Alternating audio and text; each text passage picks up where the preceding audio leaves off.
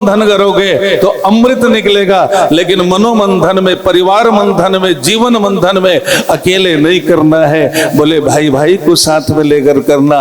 ये समाज की रीति होनी चाहिए कि हम और आप सब भाई भाई है, तो भाई भाई मिलकर काम करोगे तो जहां सुमति होगी वही संपत्ति होगी। जहां सुमति तह संपत्ति नाना। समुद्र मंथन की कथा विचित्र सा कथा है भैया। स्वीकार कर लिए, इंद्र ने स्वीकार किया, चलो भैया हम स्वीकार कर लेते हैं। स्वीकार किया गया। भगवान ने कहा सुनो, समुद्र मंथन कैसे करोगे और विधि बताता हूं मैं।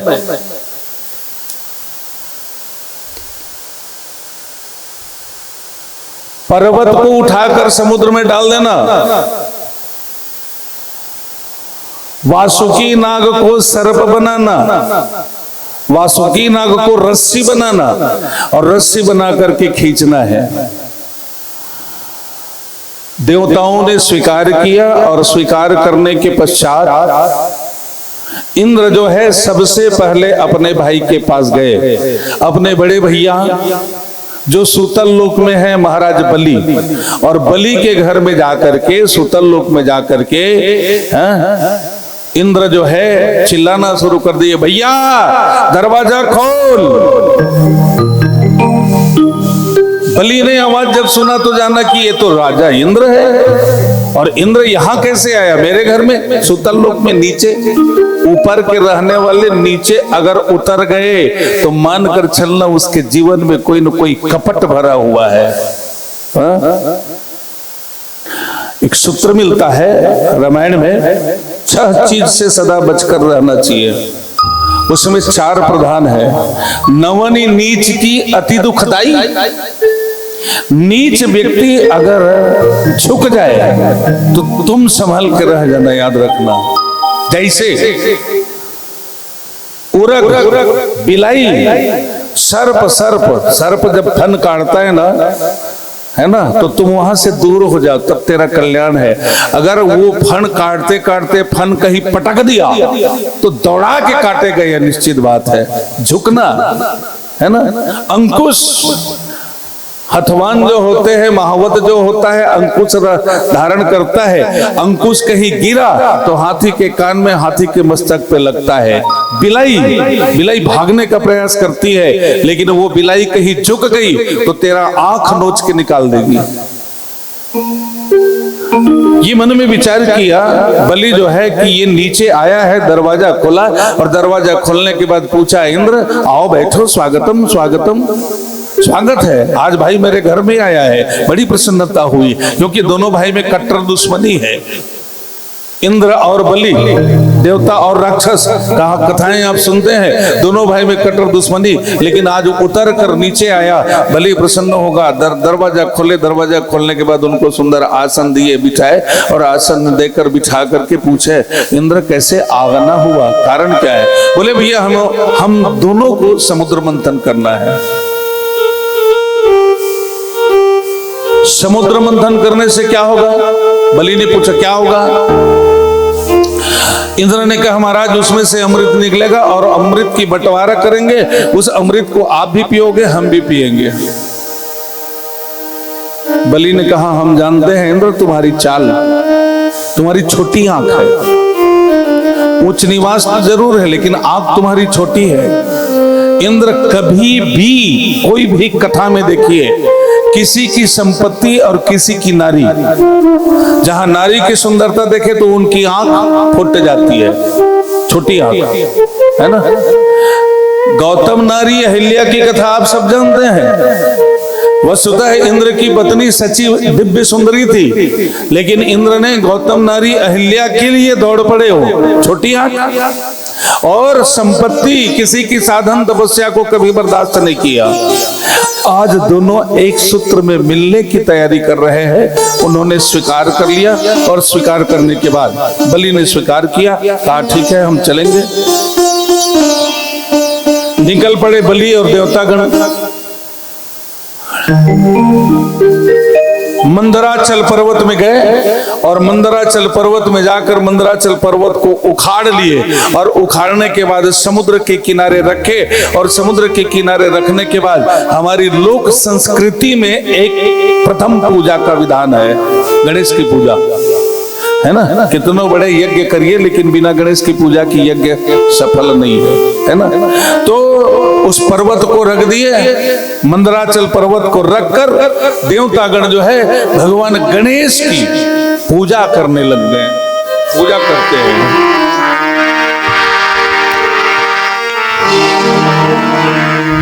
गजाननं भूतगणाधिसेवितं कपित्थजम्बो फलचारुभक्षणम् उमासुतं शोकविनाशकारकं नमामि विघ्नेश्वरपादपङ्कजम्।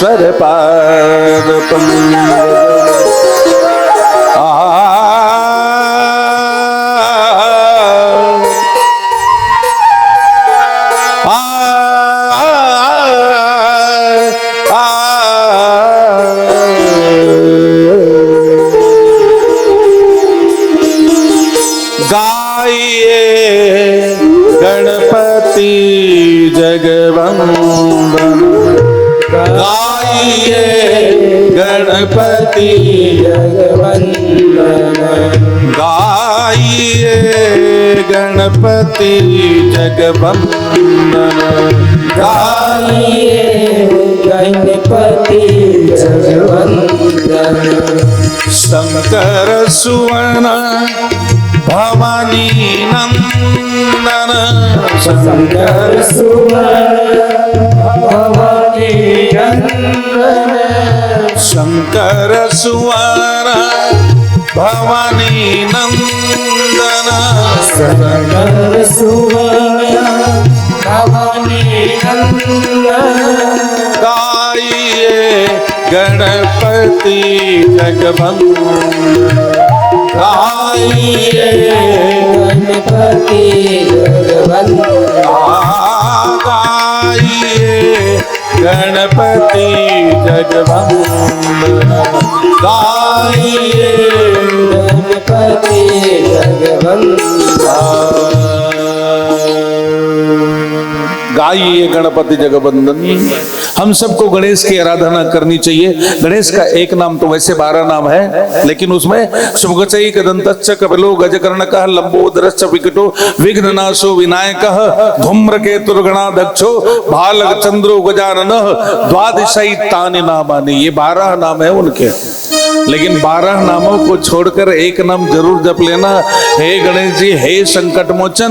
तो गणेश संकट मोचन आपके जीवन का संकट दूर कर देंगे। संकट मोचन 2 हैं हमारे देवताओं में, एक गणेश जी है और दूसरा हनुमान जी है। ऐसे ताली कपले उत्तर मिलते बने लगते।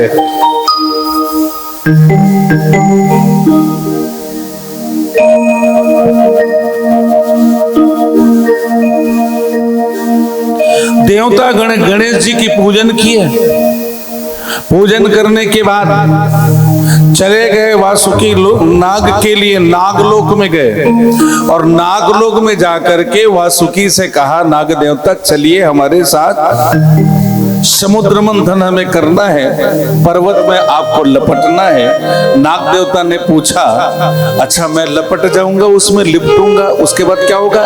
बोले हम आपको खींचेंगे रस्सी की तरह। अच्छा खींचोगे तो क्या होगा? बोले समुद्र मंथन होगा। अच्छा मंथन होगा तो क्या होगा? बोले वहां से अमृत निकलेगा। तो क्या होगा? बोले हम सब पिएंगे। नाग देवता ने कहा, तुम सब पियोगे, मुझे क्या मिलेगा? मैं तो मर जाऊंगा ना, मैं तो मरूंगा ना। मुझे जब खींचोगे तो मेरी हड्डियां टूट जाएगी, मैं तो मर जाऊंगा, मुझे क्या मिलने वाला है? लेकिन नाग देवता ने एक सुंदर विचार किया, देखिएगा क्या विचार है। और मुझे लगता है यहाँ जितने बैठे हो सब नाग नागिन ही हो। मैं बताऊंगा आपको कैसे नाग नागिन है हम सब। नाग देवता ने एक सुंदर मन में विचार किया कि मेरे मुख में जहर है, जब जब मैं जिसको डसता हूं वो मर जाता है। आज तक मैंने किसी को बचाया नहीं है, मारने का काम किया है। सर्प मारता है बचाता है, सही है कि गलत? सर्प मारता है बचाता नहीं है। लेकिन आज मन में सुंदर विचार किया, क्या परहित सरिस धर्म नहीं परहित सरिस धर्म नहीं पर पीड़ा समन पर पीड़ा समन पर पीड़ा सम नहीं परहित सरिस धर्म नहीं। भाई दुनिया में सबसे बड़े धर्म है तो परहित करना, दूसरों की दुख देखकर जिसका हृदय द्रवित हो जाए, इससे बड़ा संत दुनिया में धारण तो किए हैं एक से एक चका। अच्छा दिख रहा हूं ना, लेकिन अंदर में अगर कपट भरा हुआ है, मुख में राम बगल में, तो कोई किस काम का, किस काम का? इसलिए आज नाग देवता मन में विचार करने लगे, जीवन में पहली बार दूसरों का हित करने का अवसर आया है और दूसरों का हित करते करते मेरा प्राण भी निकल जाए तो मुझे कोई पछतावा नहीं है। इसलिए क्या करते हैं, स्वयं न खादन्ति फलानि वृक्षाः, वृक्ष जो है स्वयं फल खाते नहीं, वृक्ष फल नहीं बकत है, नदी न अचवय नीर, पर कारज के कारणे संतन धरा शरीर। आम की पेड़ के पास जाते हो, फल लगा हुआ है, चढ़कर आम को नहीं तोड़ते, यहां से पत्थर मारते हो, इतते ये पाहन हनत, इधर से पत्थर मारते हो तो आम का पेड़ कहता है बेटा तू मुझे भले ही पत्थर मार ले रे, लेकिन मैं तुझे फल ही दूंगा, और आम का पेड़ तुम्हें फल देता है। इतते ये पाहन हनत उतते वह फल दे। ऐसे लोगों को संत कहते हैं स्वयं अपमान झेल लेवे लेकिन दूसरों का कभी अपमान। हाँ। आज वासुकी नाग की विचार देखो, निकल गए वो sir sir sir sir sir sir sir sir. अब पर्वत को समुद्र में डाला गया, मंदराचल पर्वत है। कौन सा पर्वत है? मंदराचल, है ना। ये समुद्र में डाला गया और जैसे ही समुद्र में डाले तो वो पर्वत डूबने लग गया। देवताओं ने पुकारा प्रभु पर्वत डूब रहा है, हम कैसे मंथन करेंगे, ये तो मथानी के रूप में, और मथानी ही डूब जाए तो मंथन किससे किया जाएगा। भगवान तुरंत एक अवतार धारण किया, है ना, एक अवतार धारण किया जिसका नाम कच्छप है। बोलिए कच्छप भगवान की। कच्छप रूप धारण किया और कच्छप रूप धारण करके नीचे में जा करके मंदराचल पर्वत को अपने पीठ में रख लिए, अब डूबने वाला नहीं है। बात समझ में आ गई? आइए हम इसको पुनरावृत्ति करते हैं, जीवन में ये कथा कैसे लागू होता है, फिर से हम विचार करेंगे। भगवान के कथनानुसार हम सब चले गए समुद्र मंथन में, कथा में आ गए हैं। समुद्र मंथन में कथाएं चल रही है, हम भी मंथन कर रहे हैं, लेकिन मंथन करने के लिए हमें पर्वत की आवश्यकता है, और वो पर्वत कहाँ है? मन। मंदराचल मन है। संसार रूपी समुद्र में मन रूपी मंदराचल पर्वत को जब रखोगे तो ये डूबने लग जाता है ना। संसार रूपी ये समुद्र है, सागर है, और संसार रूपी सागर में मन रूपी मंदराचल पर्वत के रखोगे तो डूब जाएगा। तब हमें क्या करना पड़ेगा? वो मन रूपी मंदराचल पर्वत न डूबे, इसलिए भगवान का ध्यान करो, और जब भगवान का ध्यान करोगे तो भगवान तुम्हें एक अवतार के रूप में दर्शन देंगे या तुम्हारे पास आएंगे।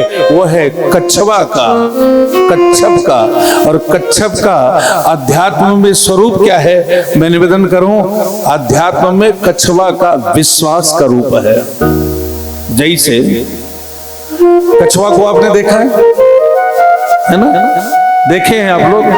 कछुआ के ऊपर में खोटली रहता है, उस खोटली से बाहर निकलकर वो चरता है, भोजन प्राप्त करता है। और उनको अगर थोड़ा सा भी मन में शंका हुई कि मेरे ऊपर घात होने वाला है, तो वो खोटली के अंदर चला जाता है और चुप बैठ जाता है। जहां कछुआ अंदर में जाकर के बैठा, तो आप ऊपर से लाठी प्रहार करिए, धारदार पदार्थ था वहां प्रहार करिए, कछुआ का बिगड़ने वाला है। सही बोल रहा हूं गलत? सत्य है ना? तो ये खोटली क्या है, ऊपर का हिस्सा क्या है? बोले विश्वास है। वो ऊपर के हिस्सा खोटली के अंदर में रहते हैं कछुआ, ऊपर नहीं रहता, अंदर में रहता है। वैसे ही हम जीव भगवान का संकेत है, संदेश है ये कछुआ अवतार का। हर अवतारों का अलग अलग संदेश है।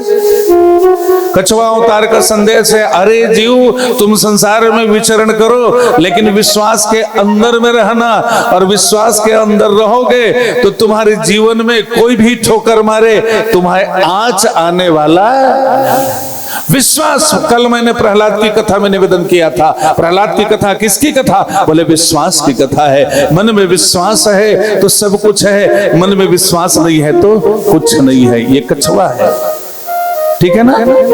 सर्प कौन कौन? सर्प किसको कहते हैं? अच्छा, सर्प की मैं दो बातें बताऊं आपको, और उसमें से शायद आप होंगे तो मुझे क्षमा करना। सर्प कभी सीधा चलता है कि टेढ़ा? बोलो, टेढ़ा। सर्प सीधा नहीं, कैसे चलता है? टेढ़ा, ठीक है ना? और सर्प के मुख में दांत होता है, जीभ होता है, और कुछ होता है, जहर। सर्प के मुख में दांत भी है, जीभ भी है, और जहर भी है। अच्छा, आपके मुख में दांत है कि नहीं है? अब जिसका दांत टूट गया होगा, मैं लेना देना नहीं है उससे, है ना? लेकिन आपके मुख में दांत भी है, आपके मुख में जीभ भी है, और आपके मुख में बोलो जहर है कि नहीं? नो, यस, नहीं। मैं बता दूंगा, सबके मुख में जहर है, मानना पड़ेगा। हमारी वाणी से अगर मीठी शब्द निकल जाए तो अमृत, और कटु शब्द निकल जाए तो आपने कभी कड़वाहट बोले कि नहीं? कभी जीवन में बोले हो कि नहीं? कड़वा शब्द बोले कि नहीं? बोले है ना? तो वो कड़वा शब्द क्या है? जहर है ना? तो आपके मुख में जहर हुआ कि नहीं हुआ? और आपके मुख में अगर जहर है तो आप सांप हैं कि नहीं? है? हाँ दीदी जी, सर्प हो कि नहीं? है ना? और उदाहरण दूंगा, सर्प के जीव दो होते हैं। हाँ, हमारी भी जीविया एक है कि दो? कितना है? बोलना पड़ेगा। एक, ठीक बात। आपकी जीभ एक है, लेकिन जो मिले उसी के हिसाब से बात करते हो। वो मिला तो उनके हिसाब से, ये मिला तो कितने हो गए? तो आप सांप हैं कि नहीं? होते जा रहे हो कि नहीं? सर्प की चाल सीधी नहीं होती, आपकी भी चाल सीधी नहीं है। यहाँ कुछ और घर में होते हो कि नहीं? यहाँ भागवत स्थल में आए तो भक्ति दिखाते हैं, भक्ति है ना? इतनी भक्ति दिखाते हैं लोग, हम तो देखते थर्रा जाते हैं। हम इतनी भक्ति नहीं कर पाते, इतनी भक्ति दिखाते हैं। थोड़ी सी संगीत चली, मैं क्षमा चाहूंगा, है ना? इतनी भक्ति, लेकिन जैसी कथा से उठ के जाते हैं, फिर उनकी चाल चरित्र देख लो। हाँ, यहाँ सती अनुसुईया, यहाँ सती सुलोचना, और यहाँ थोड़ी सी निकल गई बाहर में तो पूरी सुरपड़खा और पूतना बोलबा की भी हरिलाल की। ये चाल हमारी कितनी बिगड़ी हुई है। हम पुरुष वर्ग भी वैसी है ना, मैं एक ही जने को नहीं बोलो, हम जीव की चाल भी टेढ़ी मेढ़ी। तो हम भी सर्प से कोई कम? बोलो ना, आप सर्प हैं कि नहीं?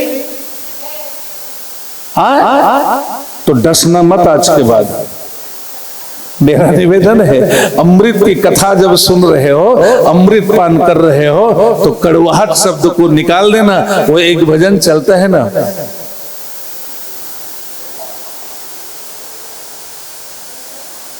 क्या रसना राधे राधे बोल,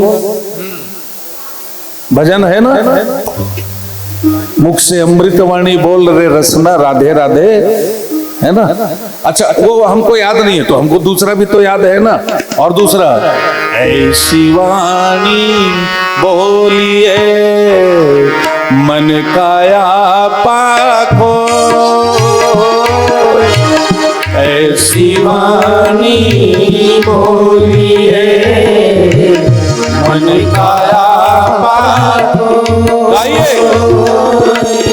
और को शीतल करे आप शीतल होए, संतों आप शीतल हो। फिर से, ऐसी वाणी बोलिए मन का पाखो, और को शीतल करे आप शीतल हो, आप शीतल हो, संतों आप शीतल हो, रे संतों आप शीतल हो। आई बात समझ में? ऐसी वाणी बोलिए मन का आपा खोए और उनको शीतल करे, और जब दूसरों को शीतल करोगे तो आप हो शीतल। हाँ, हम तो दूसरों को कभी शीतल कर ही नहीं पाते। उनको देखना है, ऐसे कर रहे हैं, ऐसे कर रहे हैं, बड़े आ गई, यही करने वाले हैं, वैसा करने वाले हैं, हमने कभी ऐसा नहीं किया क्या, हमको दिखा रहे हैं। अरे ऐसा क्यों बोलते हो, तू भी करके तो दिखा। ममता दीदी भागवत करा रही है, उनको उंगली दिखा रहे हो, ऐसा करके वैसा कर रही है, ऐसा कर रही है, तू भी तो करके दिखा। जितना वो कर रही है उससे ज्यादा तू करके दिखा। ईर्ष्या द्वेष ये सर्पों की चाल है। इसलिए हमारी मुख को सदा पवित्र रखना, है ना, अमृत रखना। और जो अपनी वाणी में अमृत नहीं रख सकते, मानकर चलिए समाज उसको तिरस्कार कर देते हैं। जैसे सर्प को कोई अपने घर में पालता, ठीक है ना। चलिए कथा में और ज्यादा डूबेंगे तो फिर राम और कृष्ण वामन बहुत सारे हैं, छूट जाएंगे, है ना, सभी कथाएं। और डूबने का प्रयास लगता है हमें, तो ऐसा लगता है कि हम एक ही कथा में डूब के डुबकी लगाए। मंथन प्रारंभ हो गया, देवतागण वासुकी नाग के सिर भाग में, राक्षस पुंछ भाग में मंथन शुरू हुआ। राक्षसों की दिमाग आ गई, बोले देखो रे ये देवता कपटी है, सदा कपट करते हैं, अपना आगे और हमें कर दिए पीछे। हे देवता, तुम आगे और हम पीछे, हम चले जाते हैं उससे अच्छा। देवतागण बोले तुम ही आगे आ जाओ, हम ही पीछे चले जाए, लेकिन काम तो निपटना चाहिए दादा। हाथ जोड़ के काम निपटा लेना दीदी, ये बहुत बड़ा काम करता है, ये खतरनाक है, लेकिन ये हाँ ये बहुत बड़ी चीज है। हाथ जोड़ लेना बहुत बड़ी चीज है, ये सीना दिखाना, ऐसे करना बड़ा खतरनाक। हम इसलिए ना, हमें कोई बोलता है प्रणाम महाराज जी, तो ऐसा हम कभी नहीं करते, ये डर लगता है हमको। देवता पीछे हो गए, राक्षस आगे हो गए, और जब मंथन शुरू हुआ, रस्सी खींचना शुरू किए, नाग को खींचना शुरू किए, तो नाग देवता हांफने लग गए, और इनके मुख से अग्नि की ज्वाला जब निकली तो देवतागण राक्षसों ने कहा अरे देवताओं, अरे इसमें तो हम जल कर मर जाएंगे, इसलिए तुम आगे हम पीछे। कभी भी कोई यज्ञ अनुष्ठान होता है, कोई घर में काम होता है, यह भी एक मंथन है, यह भी एक कथा है। कोई भी काम होता है तो जो अगवा बनता है उसको बहुत झेलना पड़ता है ना, अगवा बनता है उसको झेलना पड़ता है। आप शादी करिए, कोई भी काम करिए, साइड वाले आएंगे और कोई न कोई नुक्स निकालेंगे, ऐसा नहीं किए, वो कैटर्स लगाए ठीक नहीं है, कोई दूसरा कैटर्स ले आना। अरे करके तो देखो। एक साड़ी भी अगर दे दी, ये यही वाला साड़ी हुआ, ये तो मेरे यहाँ रौताइन पहनती है, उसको दिया। तू तो करके दे। जीवन में कुछ किया नहीं है और बोलना ज्यादा आता है, ऐसा मत करना। ये कथा समाज की कथा, परिवार की कथा, बिल्कुल एकदम जुड़े हुए हैं हम सब। देवता आगे फिर से आए, राक्षस पीछे गए, समुद्र मंथन शुरू हुआ। और मंथन जब शुरू होता है तो सबसे पहले निकलता है वहां से कालकूट नाम की जहर। और ये हलाहल नाम की जहर, कालकूट नाम का जहर जब निकले, ओह पूरा संसार जलने लग गया। और जैसे ही पूरा संसार जलने लग गया तो सभी समस्त देवतागण जो है अब चिल्लाने लग गए, महाराज ये जहर से तो हम बच नहीं पाएंगे, बचाइए प्रभु बचाइए। भगवान नारायण को जब पुकार किए तो भगवान नारायण जो है कहते हैं, अरे शिव जी को पुकारो यार, मैं कछुआ अवतार धारण किया हूँ। शिव जी को, शिव जी है ना, उसको पुकारो। सबके सब शिव जी की पुकार करने लग गए। आइए हम भी शिव जी की पुकार करें।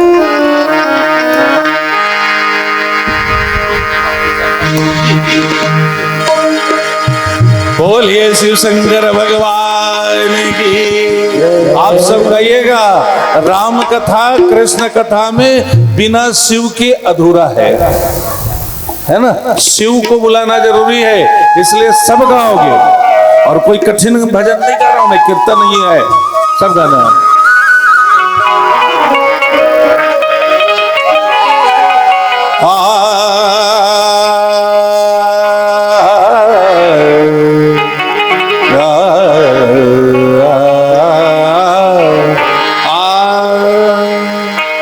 नमः शिवाय, ओम नमः शिवाय, हर हर भोले नमः शिवाय, नमः शिवाय।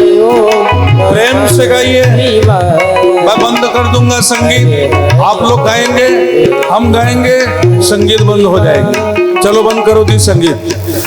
नमः शिवाय, ओम नमः शिवाय, हर हर भोले नमः शिवाय।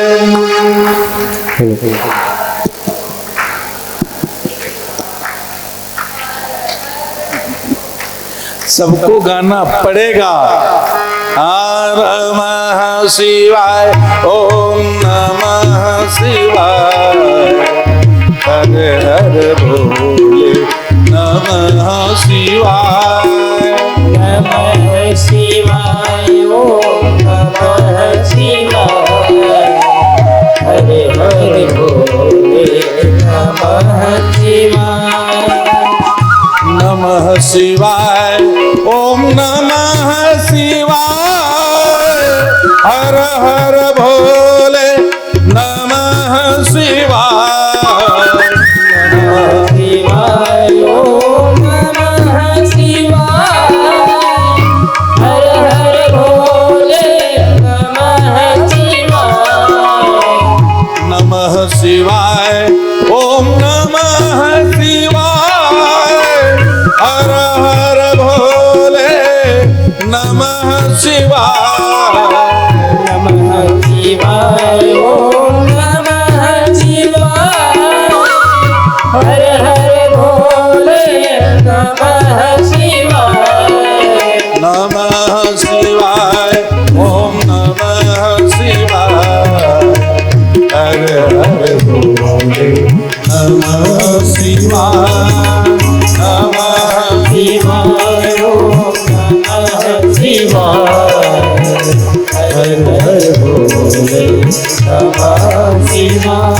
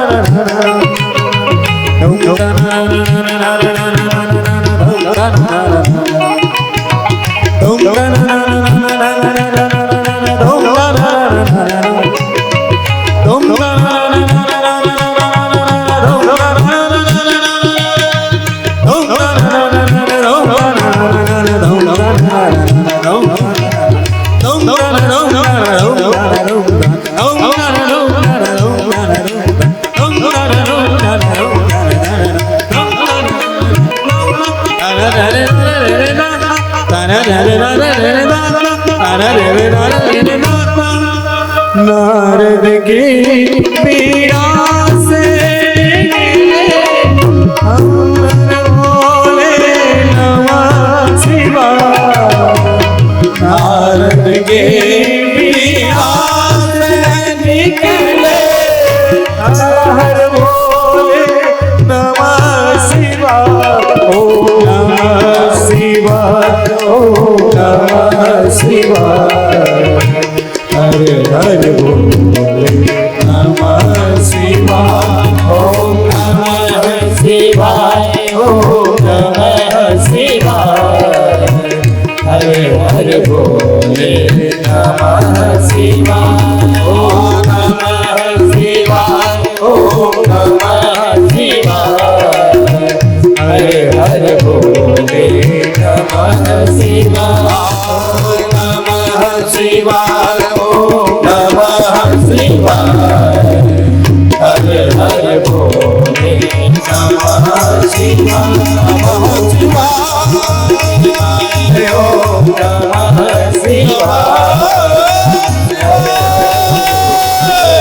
नमः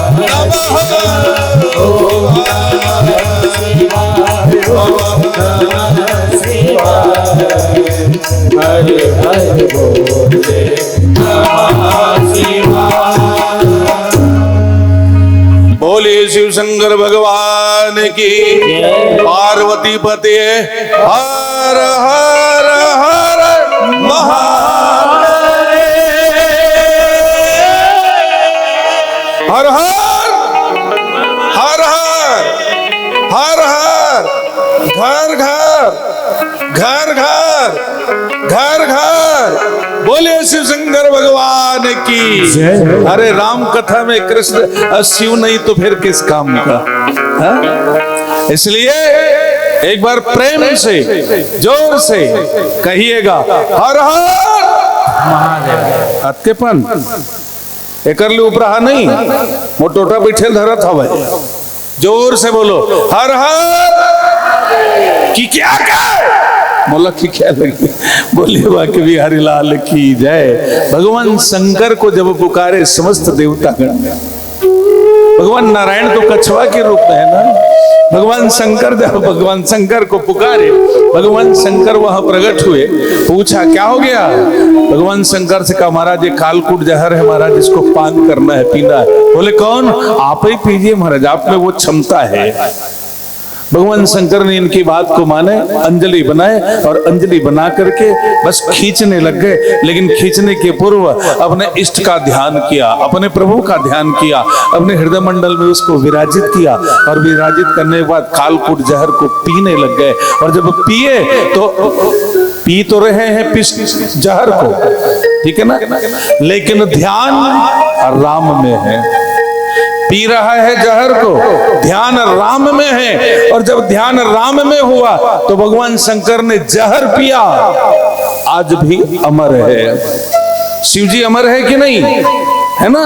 तो हम सबको भी जहर पीना, बोलो ना, पीना है कि नहीं? पीना है ना। चलिए आज हम मंगा देते हैं, 2-4 बॉटल ले आना दीदी, या वो टेबलेट आता है ना, नहीं जान, नाम मालूम नहीं आपको? नहीं है तो मत रहे, हम नाम नहीं बताएंगे, नहीं तो फिर मेडिकल से लेके गप से खा जाएंगे। पीना जहर, लेकिन नाम लेना परमात्मा का। अगर भगवान का नाम लेते हो, हृदय में आपका भगवान का नाम है, हृदय में आपका भगवान है, तो जहर भी आपका कुछ नहीं बिगाड़ेगा। कब और होता क्या है? अगर आप विश्वास के साथ भगवान का नाम ले रहे हो, तब बाबा गोस्वामी तुलसीदास जी लिखते हैं बहुत सुंदर सी बात।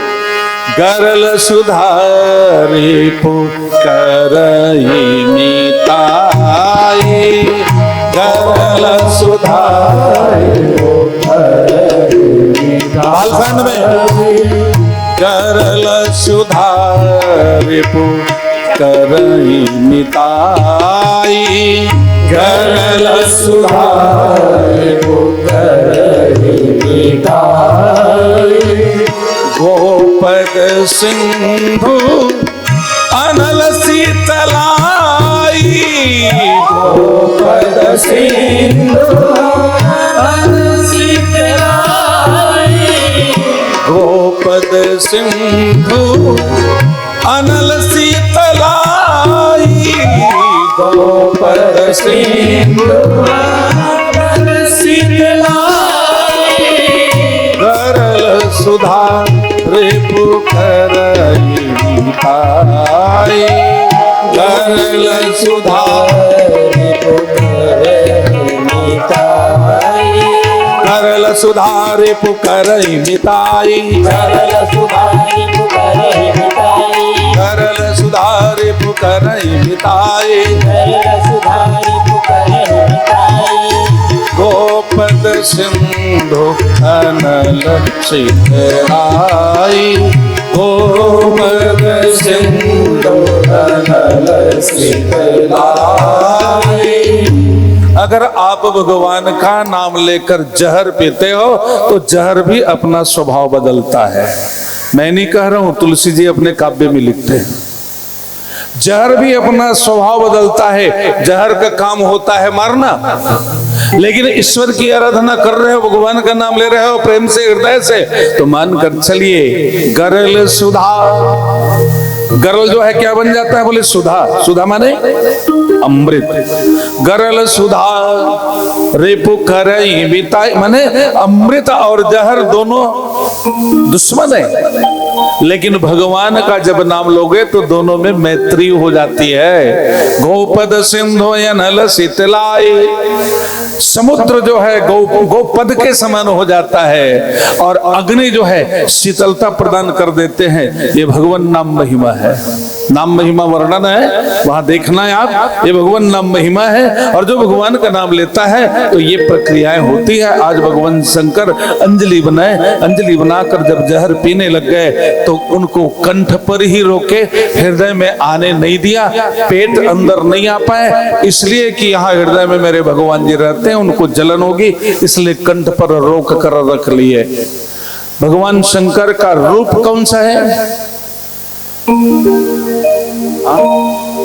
नीला, गोरा, और कोई? हाँ, काला, लाला। हाँ, कलर नीला, ठीक, नीला। हाँ, अरे ऐसे करो ना, सबके सब बैठे हुए ना, कोनो लाल के दो, कोनो पीला के दो, कोनो हरा के दो, कोनो कारा के दो, नौ रंग हवे, नौ रंग ले एक झनवर्डन कर दो, तन काकरोन काकरोन जात चिपकी। भगवान शंकर का जो रंग है ना, वो एकदम गोरा है। कितने गोरे हैं वो? कर्पूर गौरम करुणावतारम, कर्पूर की तरह है। आई बात समझ में ना, है ना? और कर्पूर के बीच में, जैसे आप देसी कपूर लेंगे, देसी कपूर जो चौड़ा चौड़ा आता है ना, उसके बीच में आप थोड़ा सा स्याही रंग या काला रंग डाल दो तो कर्पूर की सुंदरता बढ़ जाती है। जैसे बालक, अच्छा काला रंग कोई अच्छा होता नहीं, काले रंग जो होते हैं उसको गलत मानते हैं सब, लेकिन आप मम्मी है, आप माँ है, आप अपने बच्चे की स्नान कराने के बाद है ना अंजन जब करती हैं तो वो काला रंग भी सुंदरता लाता है। ठीक है ना? क्या विशेषता है कथाओं में, काले रंग भी सुंदर ला देते हैं। जहर जो है भगवान शंकर की सुंदरता बढ़ा दिए, और एक नाम और दे दिया, जहर, जहर दे दिया, एक नाम और दे दिया। बोले कौन सा नाम है? नीलकंठ। बोलिए नीलकंठ भगवान की जय, जोर से बजाओ, बोलिए नीलकंठ भगवान की जय हो। हर हर महादेव, हर हर हर हर। घर घर, जंगल में, रास्ता में, घुरवा में,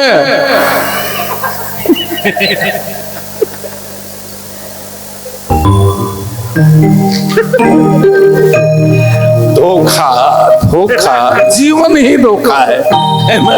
हमारी जीवन ही धोखा है। बोले बांके बिहारी लाल की जय। नीलकंठ बन गए। आइए इसका भाव में एक छोटा सा और देना चाहूंगा। ये जहर अमृत बन गया, और जो जहर पीते अमर हो जाते हैं। मीराबाई आपने भजन सुना होगा, है आंख वो जो भगवान का दर्शन किया करें। भजन सुने, ऐसी लागी लगन मेरा हो गई मगन, ऐसी लागी लगन मेरा हो गई मगन, वो तो गली गली हरि गुण गाने लगी, महलों में पली बन के जोगन चली, महलों में पली बन के जोगन चली, मीरा रानी दीवानी कहाने लगी, ऐसी लागी लगन मेरा हो गई मगन।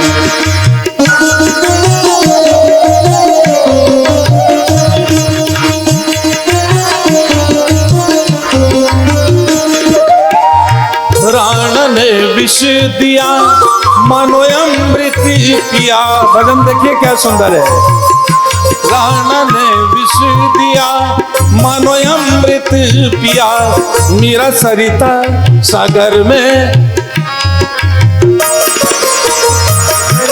सरिता बहाने लगे, दुर्गा मुख से गोविंद कहे, मीरा गोविंद गोपाल गाने लगे, वो तो गली गली हरे गुण गाने लगी, ऐसी लागी लगन मेरा हो गई मगन, ऐसी लागी लगन मेरा हो गई मगन, वो तो गली गली हरि गुण गाने लगी, ऐसी लागी लगन मेरा हो गई मगन।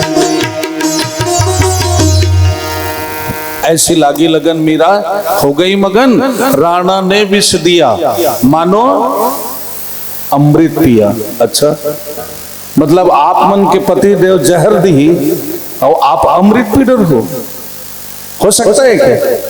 है, संभव है। अगर आपके अंदर भक्ति है, आपके अंदर प्रेम रस है, राम रस है, तो जहर भी अमृत हो सकता है। मीराबाई राजमहल को छोड़कर जब गलियों में संतों के साथ भ्रमण करने लग गई, भगवान के भजन में तल्लीन हो गई, राणा ने कहा, ऐ मीरा, तुम राजरानी हो और राजरानी होने के नाते तुम्हें मर्यादा से रहना चाहिए। राजमहल से बाहर जाकर गलियों में जाते हो, पराये पुरुष का संग करती हो, भजन कीर्तन करती हो, तुम्हें लोकलाज का डर नहीं है?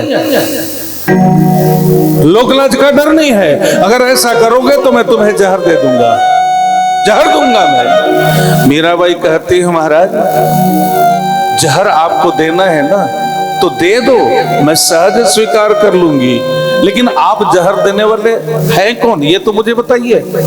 राणा ने कहा, मैं तेरा पति लगता हूं। अच्छा महाराज, आप मेरे पति हो ना, मैं अपना संबंध किससे जोड़ के रखी हूं मैं आपको बता देती हूं। राणा बहुत चक्का हो गए, मैं आपका पति नहीं। है महाराज आपका पति, लेकिन मेरा पति तो कोई दूसरा और है। कौन है वो? कौन? भैया, आप अपने घर में जाकर बोलेंगी है ना कि मेरा पति कोई और है, तो आपके पति देव क्या करेंगे आपसे? थप्पड़ मारेंगे ना। राणा भी तो ऐसे ही बौखला दे हो, है ना। तो मीराबाई जो है अपना संबंध बताती है, और मुझे लगता है कि ये संबंध आप हम सबका होना चाहिए, इसलिए मेरे साथ आप सबों को गाना है ना। और जिनके पति, एक आदई के पति हैं शायद, वो भी गड़बड़ हो गया, गड़बड़। आप अपने घर में जाना और अपने घर में जाकर के ये भजन आप लोग याद कर लेना, और याद करने के बाद ऐसे हाथ उनके सामने रख रख कर ये भजन गाना। गाओगे? हाथ ऐसे बड़ा बड़ा क्या, और भजन आप भी गाएंगे, मैं भी गा रहा हूं। चलिए। ऐ राणा सुन, ऐ राणा सुन, ऐ राणा, ऐ राणा सुन। घर में जाना, अब बोलना है, अपने पति को बोलना, ऐ राणा सुन। क्या बोलना? ऐ राणा नंद मेरे ससुर यशोदा मेरी सासू है। गाओ गाओ गाओ। नंद मेरे ससुर यशोदा मेरी सासू है। कुंवर कन्हई मेरे प्रेम की आंसू है। कुंवर कन्हई मेरे प्रेम की आंसू है। कुंवर कन्हई मेरे प्रेम की आंसू है। रण सुन रण सुन रण सुन रण सुन। ताऊ मेरे जेठा यारू रेवती जेठानी है। आओ मेरे जेठा रेवती जेठानी है। शायद ये भजन अच्छा नहीं लग रहा होगा तो आगे बढ़ूं या मेरे साथ गाओगे? गाओगे ना? तो सबको गाना है और अपने घर में यही बात जाके गाना भी है ताकि आपके पति को भी पता चले कि तुम्हारा दूसरा पति कौन है। आपके कितने पति दीदी जी? दीदी के जन पति है वो? अच्छा हम थोड़ा समय लें अब आपका। अच्छा आपका पति कितने? हाँ तो कितने? आप एक या दो जो भी बोलिए ना। एक की दो? एक है घर में रहता है वो कि बाहर में है आपका पति? नहीं घर में है कि बाहर में है? अच्छा ये है। फिर वो वाला कौन है? वो भी है ये भी है। अच्छा ये आत्मा के पति हैं और वो कहाँ के? समझिए इस बात। अच्छा हम आप लोगों से पूछ रही है, आपसे पूछते हैं आपके पति कितने? दो है। आपका नंबर मुझे देना, आपके पति का फोन लगाऊंगा। चलिए ठीक। ये देह के पति है, संसार में जो है वो देह का पति है और देह का पति साथ देने वाला नहीं है ना? असली जो पति जिसका नाम जगतपति, जिसका नाम जगतपति, वो जीवन साथी है। हम सबों का जीवन साथी जगतपति है। ये घर के पति और पत्नी तो आज है कल नहीं है ना? हाँ इनसे कहिए ना, इनसे कहिए जन्म जन्म का साथ है हमारा तुम्हारा तुम्हारा। कौन है वो? घर के पति आपका जन्म जन्म का साथ हो ही नहीं सकता।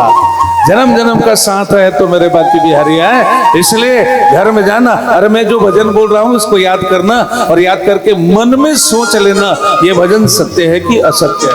आइए। रण सुन रण सुन रण सुन गाना। रण सुन। नंद मेरे ससुर यशोदा मेरी सासू है। मेरे ससुर यशोदा मेरी सासू है। नंद मेरे ससुर यशोदा मेरी सासू है। मेरे ससुर यशोदा मेरी सासू है। कुंवर कन्हई मेरे प्रेम की आंसू है। कुंवर बजाओ मेरे प्रेम की आंसू है। कुंवर कन्हई मेरे प्रेम की आंसू है। कुंवर कन्हई मेरे प्रेम की आंसू है। रण सुन रण सुन रण सुन। रण सुन। ताऊ मेरे जेठा यारू रेवती जेठानी है। आओ मेरे जेठा रेवती जेठानी है। ताऊ मेरे जेठा यारू रेवती जेठानी है। ताऊ मेरे रेवती जेठानी है। कुंवर कन्हई मेरे प्रेम की आंसू है। कुंवर कन्हई मेरे प्रेम की आंसू है। कुंवर कन्हई मेरे प्रेम की आंसू है। कुंवर कन्हई मेरे प्रेम की आंसू है। रण सुन रण सुन रण सुन। रण सुन। जिंदगी में क्या दिया विष तो पिलाई है। जिंदगी में क्या दिया विष तो पिलाई के पति क्या देते हैं? क्या दिया घर के पति ने? जहर। कौन सी जहर? बोले वासना का जहर, काम का जहर, क्रोध का जहर। घर के पति तो यही देते हैं ना। मैं भी हूं किसी का, प्रवचन के माध्यम से ऐसा नहीं, मैं भी किसी का पति हूं। मैंने क्या दिया जिंदगी में? वासना का जहर दिया है ना। और अमृत देने वाले कौन? तो बोले कृष्ण जी है। इसलिए राणा कहती है, अरे जिंदगी में क्या दिया, विष तो पिलाई है। जिंदगी में, जिंदगी में क्या दिया, विष तो पिलाई है। जिंदगी में क्या दिया, विष तो पिलाई है। कृष्ण नाम पी के मैंने अमृत पाई है। कृष्ण नाम पी के मैंने, कृष्ण नाम पी के मैंने अमृत पाई है। कृष्ण नाम पी के मैंने अमृत पाई है। कृष्ण नाम पी के मैंने अमृत पाई है। कृष्ण नाम पी के मैंने अमृत पाई है। कृष्ण नाम पी के मैंने अमृत पाई है। ऐरन सुन, ऐरन सुन, ऐरन सुन। ऐरन सुन। अब घर में जाना और घर में जाकर बात अच्छी लगी आपको? घर के पति, देह के पति विषय रस को पिलाते हैं और भगवान कन्हैया जो जगत पति है वो प्रेम रस को पिलाते हैं। तो विषय रस से बढ़कर प्रेम रस है। मीरा ने जब कही तो राणा तो क्रोधित हो गए और प्याला दे दिए जहर का। और जब प्याला दिए जहर का, और जहर का जैसे ही प्याला दिया, मीराबाई कहती है, कन्हैया ऐ घनश्याम, तेरे नाम से मैं दीवानी हो गई। आज मेरे पति मुझे जहर दे रहे हैं, ये जहर को तो मैं पीऊंगी, पीना पड़ेगा, लेकिन ये मेरा अंतिम समय है मेरे कन्हैया। श्वास चलने का अंतिम समय है। आखिरी बार तो मुझे दर्शन दे दे तो मैं चली जाऊं यहां से। और जहर में जब भगवान को याद किया तो भगवान कन्हैया जहर में प्याले के अंदर कृष्ण दिखाई देने लग गए। बोले बाकी बिहारी लाल की जय हो। उस जहर को पी गए। ऐसा हमने सुना और पढ़ा भी है कि मीराबाई भगवान कृष्ण में स्वयं समाहित हो गई, देह नहीं मिला उसका। इतने प्रेम में दीवानी हो गई मीराबाई कि उनकी कृष्ण मिलन के लिए गए मंदिर में, और मंदिर में कृष्ण की मूर्ति पर, घनश्याम की मूर्ति पर समाहित हो गए, देह नहीं मिला। ये कृष्ण प्रेम है। मैं निवेदन कर रहा था जहर के बारे में। मंथन जब हुआ तो क्या निकला? जहर। कालकूट नाम का जहर, हलाहल नाम का विष।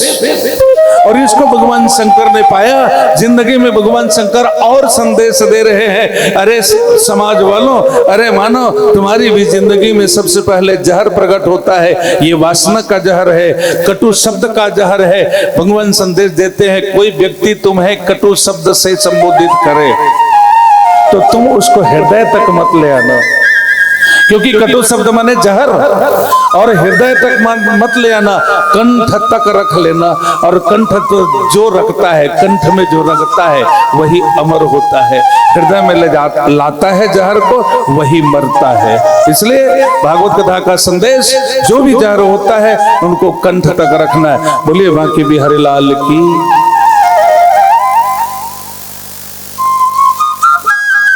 इस तरह से मंथन प्रारंभ हुआ। अब मंथन की एक एक हम चर्चा है ना। इसके बाद जब मंथन हुआ तो जहर के बाद वहां से निकले, वैसे 10 रत्न निकले हैं भागवत में। अन्य पुराणों में 14 रत्न 26 रत्नों का वर्णन, 14 रत्नों का वर्णन। लोक प्रथा में 14 रत्न निकले, लेकिन भागवत में 10 रत्न निकले हैं। तो पहला है कालकूट नाम जहर, दूसरा है गौ माता। गौ माता को दे दिए ब्राह्मणों को। भगवान शंकर तो जहर प्राप्त कर लिए, गौ माता निकली, ब्राह्मणों को दे दिए। गौ माता संतोष का प्रतीक है, इसलिए ब्राह्मणों को दे दिया। वैसे ब्राह्मण सदा संतोषी है। लोग कहते हैं ब्राह्मण लालची होता है, बिल्कुल गलत बात है। मैं प्रमाण दूंगा। आप सत्यनारायण की पूजा कराते हो, कोई ब्राह्मण पहले से ठेका लेके जाता है क्या? बोलो। पूजा होने के बाद उनकी दक्षिणा होती है। अब बात अलग है कि हम सब अब ठेका इसलिए कर रहे हैं कि हमारी जो वास्तविक फल है वो हमें नहीं मिल पाता है ना, इसलिए अब ठेका शुरू हो गया। वस्तुतः ये पुराना विधान है, यज्ञ अनुष्ठान जो भी होता है पहले काम होता है फिर बाद में दक्षिणा होती है ना। अब दक्षिणा आप कितना दे दोगे? सत्यनारायण की पूजा चल रही है, सत्यनारायण की पूजा में क्या आप 5,000 10,000 दोगे? आपके घर में शादी होती है कितना दे सकते हो? 11,000 15,000, इतने भी देने वाले नहीं है, हमने देखा है ना।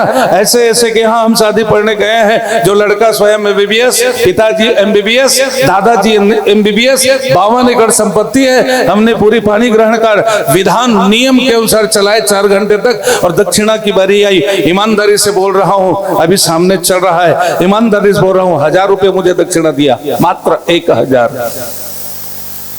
और खर्च, अब जो MBBS डॉक्टर है ना, जो पिताजी भी डॉक्टर है, दादा भी डॉक्टर है, 52 एकड़ संपत्ति है, क्या 1,000 2,000 1 लाख रुपए खर्च किए होंगे क्या? बड़ी बड़ी पार्टियां हैं। और कहाँ की बात है मैं ये भी बता दूं, नाम नहीं बताऊंगा, लेकिन दुर्ग की बात है। ये जो आपका ये रिंग रोड गया है ना, तो ये क्या बोलते हैं, टोल प्लाजा के पहले एक रिसोर्ट है, वही की ये घटना है। 1,000 रुपया दक्षिणा दिए। बताइए ब्राह्मण बोलेगा कि नहीं बोलेगा? बोलना पड़ेगा। और जब ब्राह्मण बोलता है तो बोलते हैं ब्राह्मण लालची हो गया। ब्राह्मण लालची होता नहीं, लालची बना दिए। ये समाज लालची बनाते हो, समाज महत्वहीन समझते हो। अन्यथा ब्राह्मण को बुलाओ मत ना, तुम्हारा 1,000 2,000 रुपया बच जाएगा। मंदिरों में जाना, वरमाला करवा देना। कहाँ की विधान? सत्यनारायण की पूजा आज ऑनलाइन हो गई है। हमारे एक बड़े विश्व के बड़े संत हर पूजा को अब ऑनलाइन करा रहे हैं। उनको बोलिए हमारा सत्यनारायण की पूजा भी ऑनलाइन करवा लो, करवा देंगे वो। समझ में आ रहा है कि नहीं? अभी महादेव की पूजा चली थी कि ऑनलाइन, याद है कि नहीं? हाँ, ऑनलाइन याद है, ऑनलाइन पूजा आप भी करवा लो। वो फोकट में करने वाले वहां बैठे हैं, फोकट में आपकी पूजा निकल जाएगी। गौ माता को दिया, गौ माता माने संतोष का प्रतीक है ना। गौ माने भक्ति, भक्ति भी किसके पास? तो बोले ब्राह्मणों के पास। गौ माने इंद्रियां, ब्राह्मणों के पास। गौ संतोष का प्रतीक है, ब्राह्मणों को दिया। आगे चले, उच्चैःश्रव नाम का घोड़ा निकला, राक्षसों को दे दिया। उच्चैःश्रव, उच्चै माने उच्च है ना, श्रव माने कीर्ति, श्रव माने प्रतिष्ठा। ऊंचे प्रतिष्ठा प्राप्त करने वाले, ऊंचे कीर्ति प्राप्त करने वाले, ये अपने अंदर में भाव रखने वाले ही राक्षस है ना। हाँ, मुझे मान चाहिए, मुझे सम्मान चाहिए, मेरी कीर्ति होनी चाहिए, मेरी प्रतिष्ठा होनी चाहिए, मेरा अपमान नहीं होना चाहिए। ये भाव जो हमारे अंदर में रखते हैं ना, ऐसे ही लोग राक्षस होते हैं। और इन्हीं भाव में जय विजय महाराज जो है बैकुंठ में जाकर फंस गए। 6 दरवाजा पार किए, 7वां दरवाजा जय और विजय, और वहीं पर जाके फंस गए। जय विजय को श्राप मिल गई। तो ये उच्चैःश्रव नाम का घोड़ा राक्षसों को दिया है ना। उसके बाद ऐरावत हाथी निकले, इंद्र को दे दिया। ऐरावत हाथी इंद्र को इसलिए दिया कि हाथी का रूप बहुत विशाल का है, विशाल शरीर है, लेकिन हाथी की आंख विचार करो, छोटी, इतनी छोटी कि उनकी आंख को आप देख भी नहीं पाते। शरीर तो बहुत बड़ा, और मुझे लगता है शरीर के हिसाब से आंख को कम से कम 4-6 इंच वाला होना चाहिए था।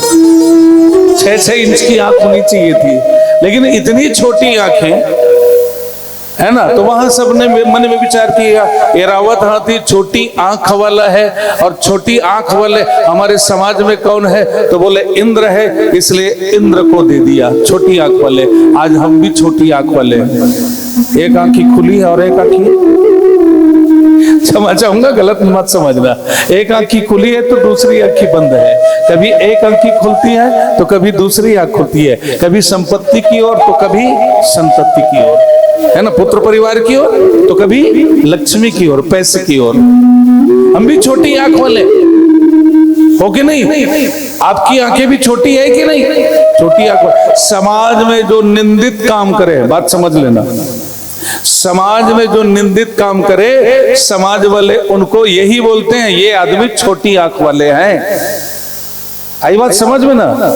इंद्र आगे कौस्तुभ मणि निकला, चमकता हुआ, जिसमें दिव्यता थी, भगवान नारायण को दे दिए, क्योंकि भगवान का चरित्र ही दिव्य है, भगवान का रूप ही दिव्य है। आगे निकले पारिजात वृक्ष, देवताओं को दे दिया, स्वर्ग में चले गए। और फिर आगे निकले अप्सरा निकली, रंभा नाम की अप्सरा, ये संसार में वैश्य बनकर घूमी। तो ये संसार में दोनों तरह की रहती है ना, वैश्य भी है और सती भी है। कोई सती अनुसुईया, सती सुलोचना, कोई कुंती, द्रौपदी, तारा भी है, तो कोई शूर्पणखा और पूतना भी है। इसके बारे में ज्यादा चर्चा नहीं करते हुए आगे हम चल पड़ेंगे। इसके बाद निकलता है वारुणी, वारुणी माने मदिरा। अब देखिए कथा प्रसंग बड़ा विचित्र चल रहा है। मदिरा निकले, मदिरा भी समुद्र से ही निकले हैं, है ना। अब उसको कौन बंद कराए? कोई बंद करा ही नहीं सकता, क्योंकि मदिरा समुद्र से निकला है। और सबसे ज्यादा मदिरा हमारे छत्तीसगढ़ में बिकता है ना। सब टोटल कैलकुलेट किए हैं तो सबसे ज्यादा दारू बिकने का स्थान, क्या बात है। जय हो छत्तीसगढ़ महतारी, जय हो छत्तीसगढ़ महतारी। मदिरा, मद्यपान, ये सब राक्षस को दे दिया, तुम पीते रहना। जो मद्यपान करते हैं वही राक्षस है। आगे और निकले धनवंतरी भगवान अमृत की कलश लेकर निकले, है ना। बोलिए धनवंतरी भगवान की। धनवंतरी भगवान अमृत की कलश लेकर के निकले। ये अमृत की कलश क्या है, मैं 2 मिनट के लिए आपका समय लूं। अभी तो भागवत कथा में आप लोग समुद्र मंथन की कथा में अमृत का प्रागट्य तक पहुंच गए। हम लोग अमृत प्रकट हो गया, भगवान धनवंतरी जो है ले लिए हैं। और ये धनवंतरी की पूजा करने वाले कौन कौन है? विशेषतया व्यापारी लोग। कौन से व्यापारी? या तो सोना चांदी वाले, या नहीं तो फिर मेडिकल स्टोर वाले जो औषधि बेचा करते हैं। ये धनवंतरी की पूजा करते हैं, बहुत ज्यादा अच्छी तरीके से पूजा। हम लोग खाली दीपदान कर देते हैं, बस इतना ही है। धनतेरस को, लक्ष्मी के पूजा के समय दीपदान करते हैं धनवंतरी को, है ना। लेकिन वो लोग पूजा भी करते हैं। और भगवान धनवंतरी अमृत की कलश लेकर निकले, उनको पाए तो देवता और राक्षस पाए, वो कथा है। आज मैं आप लोगों से पूछना चाहूंगा, आप लोगों को मैं देना चाहूंगा, आप लोग ले भी रहे हैं, ये कौन सा अमृत है जो ले रहे हैं? कथामृत। अभी कथा चल रही है तो कथामृत, ज्ञान की चर्चा हो तो ठीक है ना। कोई भूखे व्यक्ति उनको अपने भोजन दिया तो वो कौन सा अमृत हो गया? भोजनामृत। भोजनामृत हुआ कि नहीं? क्योंकि वो मरने वाला है, उसको अपने भोजन दिया तो उनके लिए वो भोजनामृत, वो भोजन अमृत की तुल्य हो गया। भगवान को आप स्नान कराते हैं, स्नान कराने के बाद जो जल रहता है उसको क्या बोलते हो? एक ही है, एक ही। बोलिए बोलिए। पंचामृत भी है, 5 तत्वों को मिलाकर जो स्नान कराते हैं, दूध दही घी, ठीक बोलिए आपने, है ना। चरणामृत, चरणामृत, पंचामृत, भोजनामृत, ज्ञानामृत, कथामृत है। जब लीला भाग चले तो लीलामृत, चरित्र चले तो चरितामृत। ये कितने अमृत हैं? बहुत सारे अमृत मिलेंगे आपको। अभी जो आप रसपान कर रहे हैं ये कथामृत है। लेकिन ये कथा राक्षसों के हाथ में न जाए, ध्यान रहे, नहीं तो ये कथाओं का दुरुपयोग होते चला जा रहा है। मैं देख रहा हूं एक आर्य समाजी सत्यानंद जी महाराज है, अभी यूट्यूब में है ना, तब भी मैं बोलूंगा। वो मैं अभी यूट्यूब में देखा उनको, अरे कृष्ण जन्मोत्सव नहीं मनाना चाहिए, गलत कर रहे हो, कृष्ण जन्मोत्सव मना रहे तो जन्माष्टमी जो मनाते हैं ना, निषेध किया उन्होंने। दुर्गा नहीं रखना चाहिए, दुर्गा की पूजा नहीं करना चाहिए। ये है क्या चीज? कितना विरोध हो रहा है हमारे धर्म शास्त्रों का, है ना। हमारे सनातन धर्मियों को तोड़ा जा रहा है। अब जहां 10 लाख आदमी है वहां अपने हम प्रवचन दे तो किसी न किसी आदमी की मति तो मेरे तरफ आएंगे ना। वो टूट गया कि नहीं टूटा? गलत धारणाएं समाज को देकर हमारी समाज को तोड़ना चाह रहा है। सावधान हो जाओ सनातनी, है ना। चाहे जैसा भी हो, ये भागवत ये समुद्र है और समुद्र के बीच में रहने वाला हमारा कृष्ण प्रत्यक्ष कृष्ण है, वही भागवत ही कृष्ण के रूप में है। और कृष्ण की पूजा, कृष्ण का संदेश, राम का संदेश, शिव का संदेश हम जीवन में स्वीकार करें। टूटो मत। आज टूटते चले जा रहे हैं। कितने प्रकार के पंथ हो गए। मैं 2 4 6 8 का नाम भी ले दूं। पंथ हाँ कितने प्रकार के हो गए हैं। कहना चाहूंगा, मैं हर जगह बोलता हूं और कहना भी चाहूंगा, कोई निरंकारी है, कोई राधा स्वामी है, तो कोई ओम शांति है, तो कोई कबीर है, तो कोई कुछ है, कोई कुछ है, कोई कुछ है। कितने प्रकार के पंथ निकल गए हैं और सब अलग अलग बट गए। हम सब बट गए, सब बट गए हम। अरे वृक्ष के तना तो बहुत सारे होते हैं, वृक्ष की डालियां भी होती है, लेकिन मूल भाग में जब आओगे तो मूल एक ही बनता है। मूल भाग है ना, एक है। और वो मूल क्या है बोले? गीता, रामायण और भागवत। बटो मत। इसलिए तुलसी जी को लिखना पड़ा कलयुग प्रसंग में, हरित तीर्ण पथ संकुल दीख परई नहीं पंथ। हम लोग तो अंधे हैं पूरी समाज, क्योंकि हमारे अंदर ज्ञान नहीं है, हमारे अंदर ज्ञान चक्षु नहीं है, ज्ञान की आंखें नहीं है, हम अंधे हैं। और हम अंधे को कोई भी व्यक्ति जिधर रास्ता बताता है हम उधर चले जाते हैं। हरित तीर्ण पथ संकुल।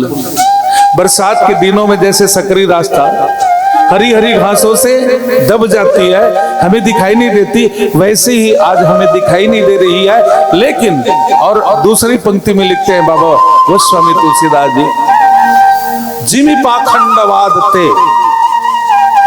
पाखंडवादते प्रगट किए बहुपंथ। पंथ माने रास्ता। अरे आज कितने रास्ता प्रकट हो गया है, पता नहीं कितने रास्ता, और हम सब बटे चले जा रहे हैं। मेरा निवेदन, मेरी आग्रह, मेरी प्रार्थना, भले समाज छोटा रहे चाहे बड़ा रहे, लेकिन मैं सदा निवेदन करूंगा, हम सनातनी हैं, सनातनी कभी टूटो मत। और टूटोगे, अभी उत्तर प्रदेश के योगी सरकार बोल रहे थे, है ना, टूटोगे तो मरोगे। सत्य बात है। अमृत की कलश लेकर के धनवंतरी निकले, और जैसे ही धनवंतरी को देखा राक्षसों ने अमृत की कलश छीन लिए। ये आपके सामने भागवत रखा है, क्या है? अमृत की कलश है नहीं। अब ये अमृत की कलश रूपी भागवत अच्छे व्यक्ति के पास जाएंगे तो इनका उपयोग होगा, सदुपयोग होगा, और बुरे व्यक्ति के पास जाएगा तो इनको खोल लो, खुली खुली पत्तियां हैं, इनको किराना दुकान में दे दो। वो किराना दुकान वाले इनको पढ़ते रहेंगे कि चना मुर्रा देंगे, सामान बांध के देंगे ना। तो ये जो भागवत है, ये जो ग्रंथ है, ये जो अमृत का कलश है, इनको हिसाब से रखो, सुधार के रखो, अच्छे व्यक्तियों के साथ में रखो। अब वो धनवंतरी आए, धनवंतरी आकर के जब अमृत के कलश लिए हैं तो राक्षस उनको छीने, और छीनने के बाद भागने लग गए। देवता पीछे पीछे, राक्षस आगे आगे। और तब देवताओं ने जब पुकारा नारायण को, प्रभु ये तो अमृत की कलश राक्षसों के हाथों चला गया, रक्षा करिए, रक्षा करिए, नहीं तो फिर दुराचार, अनाचार, व्यभिचार, भ्रष्टाचार बढ़ता चला जाएगा। तब भगवान ने एक रूप बनाया, और रूप बनाया तो किसका रूप? बोले विश्व मोहिनी रूप। और विश्व मोहिनी रूप बना करके जब उधर से आने लगे, पांव में पजनिया, कमर में करधनी, भुजाओं में बाजूबंद, सुंदर हार धारण किए हुए हैं, माथे पर बिंदी है, आंख में काजल लगा हुआ है, लाल लाल फोधा लिपस्टिक लगा हुआ है, पतली पतली कमर है, सुंदर सा दिख रहे हैं। और दिख करके जब आने लग गए तो पांव की पजनियां बजने लगी।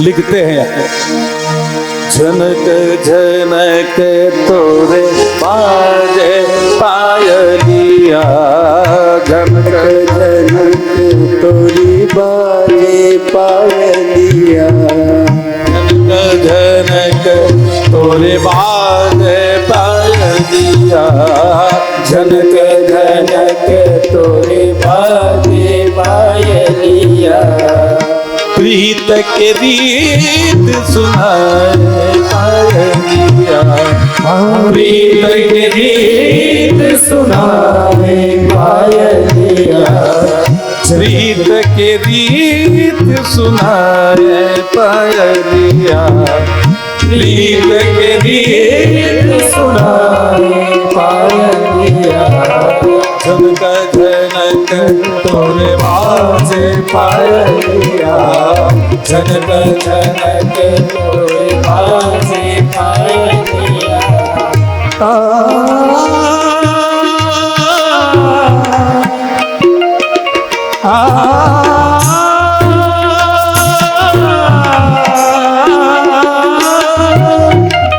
ये गजरारी चंचल अखियाँ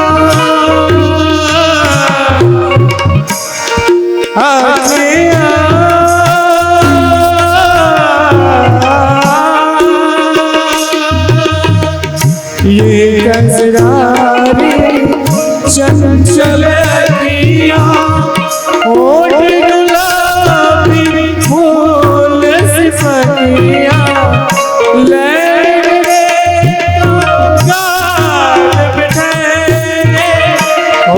जिया के पायलिया झनक झनक तोरे बाजे पायलिया झनक झनक तोरे बाजे पायलिया झनक झनक तोरे बाजे पायलिया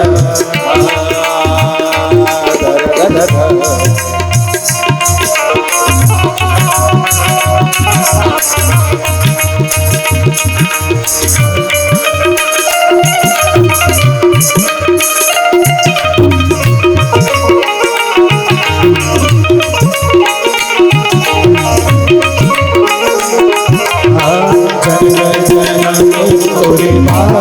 पायलिया झनक झनक तोरे बाजे पायलिया झनक झनक तोरे बाजे पायलिया झनक झनक तोरे बाजे पायलिया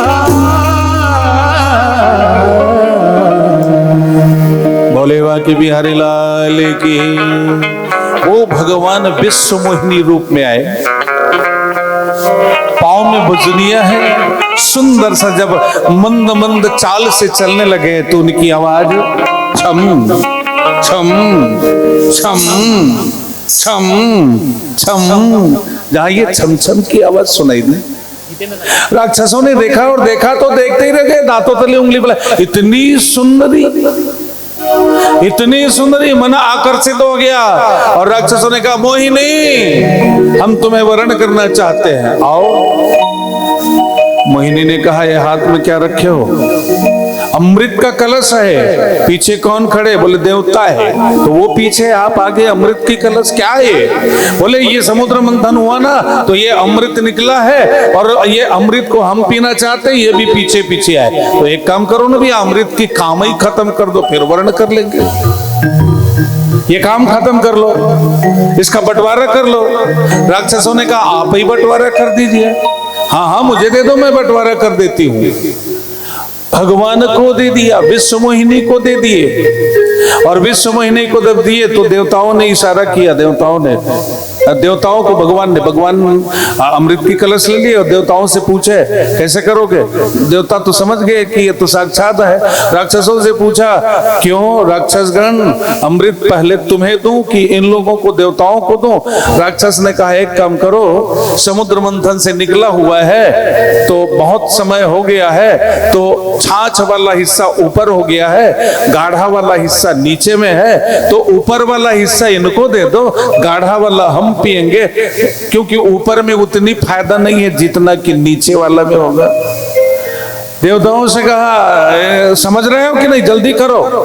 देवता तुरंत कतार में बैठ गए और जैसे ही तुरंत कतार में बैठे तो क्या पूछना है, विश्वमोहिनी जो है टपाटप बांटना शुरू कर दिया। अब जब बांटे जल्दी जल्दी जल्दी जल्दी, क्योंकि कब ये राक्षस उपद्रव कर देंगे ठिकाना नहीं। बांटना शुरू किए, जब बांटते गए सब पीते गए, सह पी रहे हैं। सूर्य और चंद्रमा के बीच में वृकपर्वा नाम का राक्षस ने देखा ये गड़बड़ लग रहा है रे, इन लोगों में कोई 60 गांठ है, ऐसा लगता है जैसे हम और दीदी को किसी ने बोल दिया है ना। राजनांदगांव में कार्यक्रम होना था, दीदी अपने तरफ से सहयोग देने के लिए तैयार थी। राजनांदगांव में कार्यक्रम में जितना हो सके हम अधिक से अधिक देंगे, लेकिन किसी ने कह दिया ये दीदी जी और ब्राह्मण दोनों भिलाई के हैं तो 60 गांठ होके आ रहे हैं कमीशन के लिए। अरे हद हो गई सोच वाले, इतनी घटिया सोच तो मत बनाओ, है ना। पहले परख लो कि ये आदमी कौन है, वो आदमी कौन है, तब बात करना। यानी कीचड़ उठाना आदमी के लिए बिल्कुल सहज बन चुका है। किसी के चरित्र पर हम फटाक से कीचड़ उखाड़ देते हैं। इतनी निर्बुद्धि समाज, इतनी कथा भागवत होने के बाद भी ज्ञानवंत कोई है ही नहीं है, निर्बुद्धि हो चुके हैं। तो वृकपर्वा नाम का राक्षस ने देखा, वह राहु भी कहा जा सकता है। राहु ने देखा ये गड़बड़ हो रहा है, तुरंत उठे और सूर्य चंद्रमा के बीच में जाकर बैठ गए। और सूर्य चंद्रमा के बीच में जाकर बैठे, भगवान तो बांटते चले जा रहे, उनको भी दे दिया। राहु भी पी गए और जैसे ही पिए सूर्य चंद्रमा ने कहा भगवान ये तो राक्षस, इनको क्यों दे दिए? बोले पी तो गए। तो भगवान ने चक्र सुदर्शन को आदेश दिया और चक्र सुदर्शन आए, राहु के गले पर चले। सिर भाग और धड़ भाग दोनों अलग अलग हो गए। सिर भाग को राहु कहा गया, धड़ भाग को केतु कहा गया। राहु आज भी सूर्य ग्रहण और चंद्र ग्रहण दोनों के समय है ना, राहु जो है दोनों को ग्रसता है। बोले बांके बिहारी लाल की जय। ये अमृत का बंटवारा हुआ है और अमृत के बंटवारा के पश्चात आइए हम एक भजन सुनते हैं और भजन के पश्चात आज भगवान शंकर कथा सुनेंगे। अभी तक भगवान शंकर कथा कह रहे थे कथावाचक के रूप में, आज भगवान शंकर जो है कथा सुनेंगे और साथ ही साथ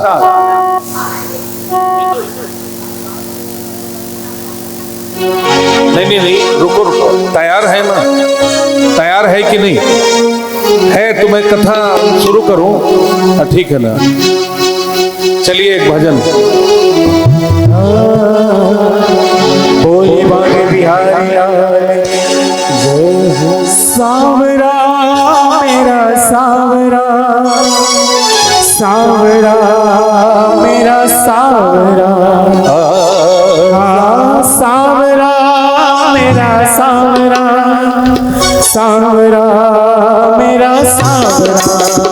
लूट के ले गया दिल जिगर, लूट के ले गया दिल जिगर, सांवरा लूट के ले गया दिल जिगर, सांवरा सांवरा मेरा सांवरा, सांवरा मेरा सांवरा, सांवरा मेरा सांवरा, मेरा सांवरा मेरा सांवरा। लूट के ले गया दिल जिगर, लूट के गया दिल जिगर, सांवरा जादूगर सुन के ले गया दिल जिगर, सांवरा जादूगर लूट के ले गया दिल जिगर, सांवरा जादूगर।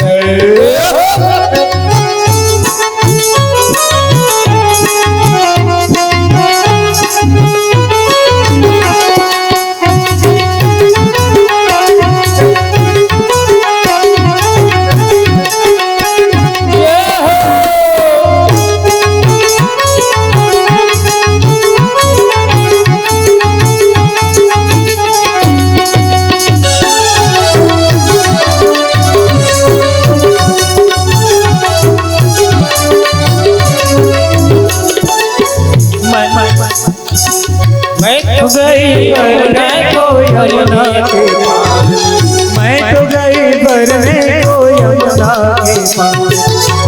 एक छवि नटखट की हुई मैं दीवानी, एक छवि नटखट की हुई मैं दीवानी।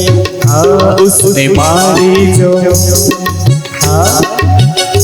उसने मारी जो तिरछी नजर, सांवरा जादूगर लूट ले गया दिल जिगर, सांवरा जादूगर लूट ले गया दिल जिगर, सांवरा जादूगर, सांवरा मेरा सांवरा, सांवरा मेरा सांवरा, सांवरा मेरा सांवरा, सांवरा मेरा सांवरा, लूट के ले गया दिल जिगर, लूट के ले गया दिल जिगर, सांवरा जादूगर लूट के ले गया दिल जिगर। श्री राधे।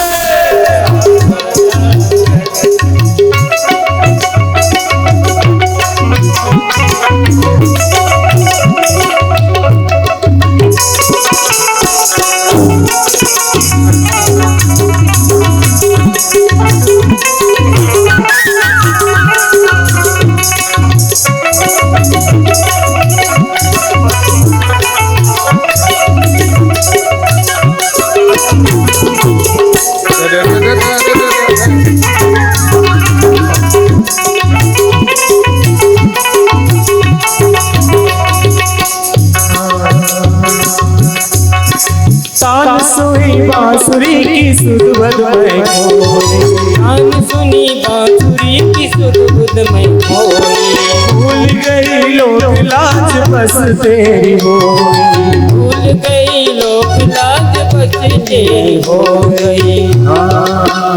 उसने मारी जो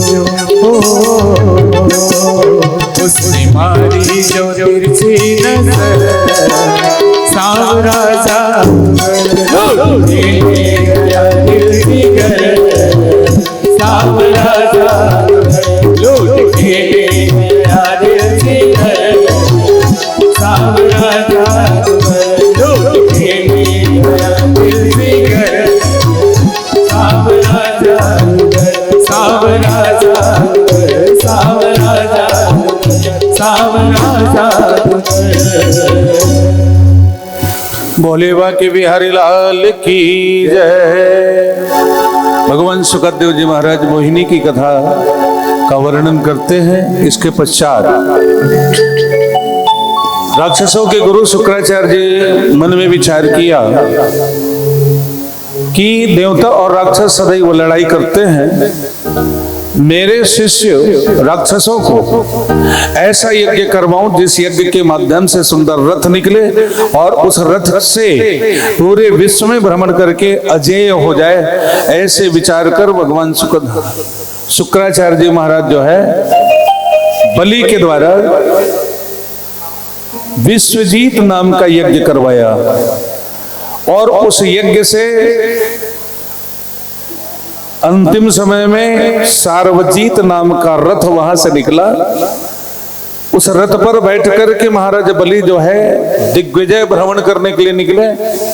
10 दिक्पालों में गए, दिग्विजय प्राप्त किया और पूरे दिक्पालों के राजा बन करके जब रहने लग गए तो शुक्राचार्य जी महाराज जो है बलि के द्वारा अश्वमेघ यज्ञ करवाया।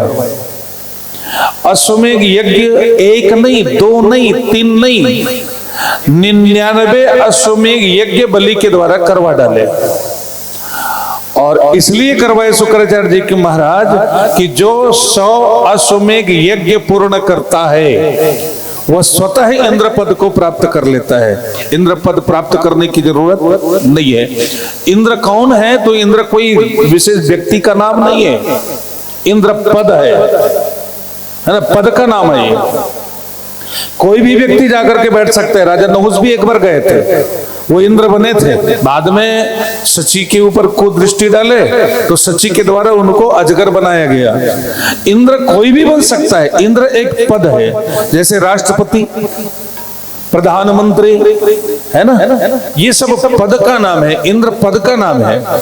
तो गुरु शुक्राचार्य जी महाराज ने मन में विचार किया कि मेरे शिष्य बलि को 100 अश्वमेघ यज्ञ कराऊं और उस अश्वमेघ यज्ञ के बल के द्वारा स्वतः इंद्र पद को प्राप्त कर लेवे। 99 अश्वमेघ यज्ञ पूर्ण हो गया। 100वां अश्वमेघ यज्ञ कनखल क्षेत्र में प्रारंभ है। अब इसको जाने देवताओं के माता अदिति ने।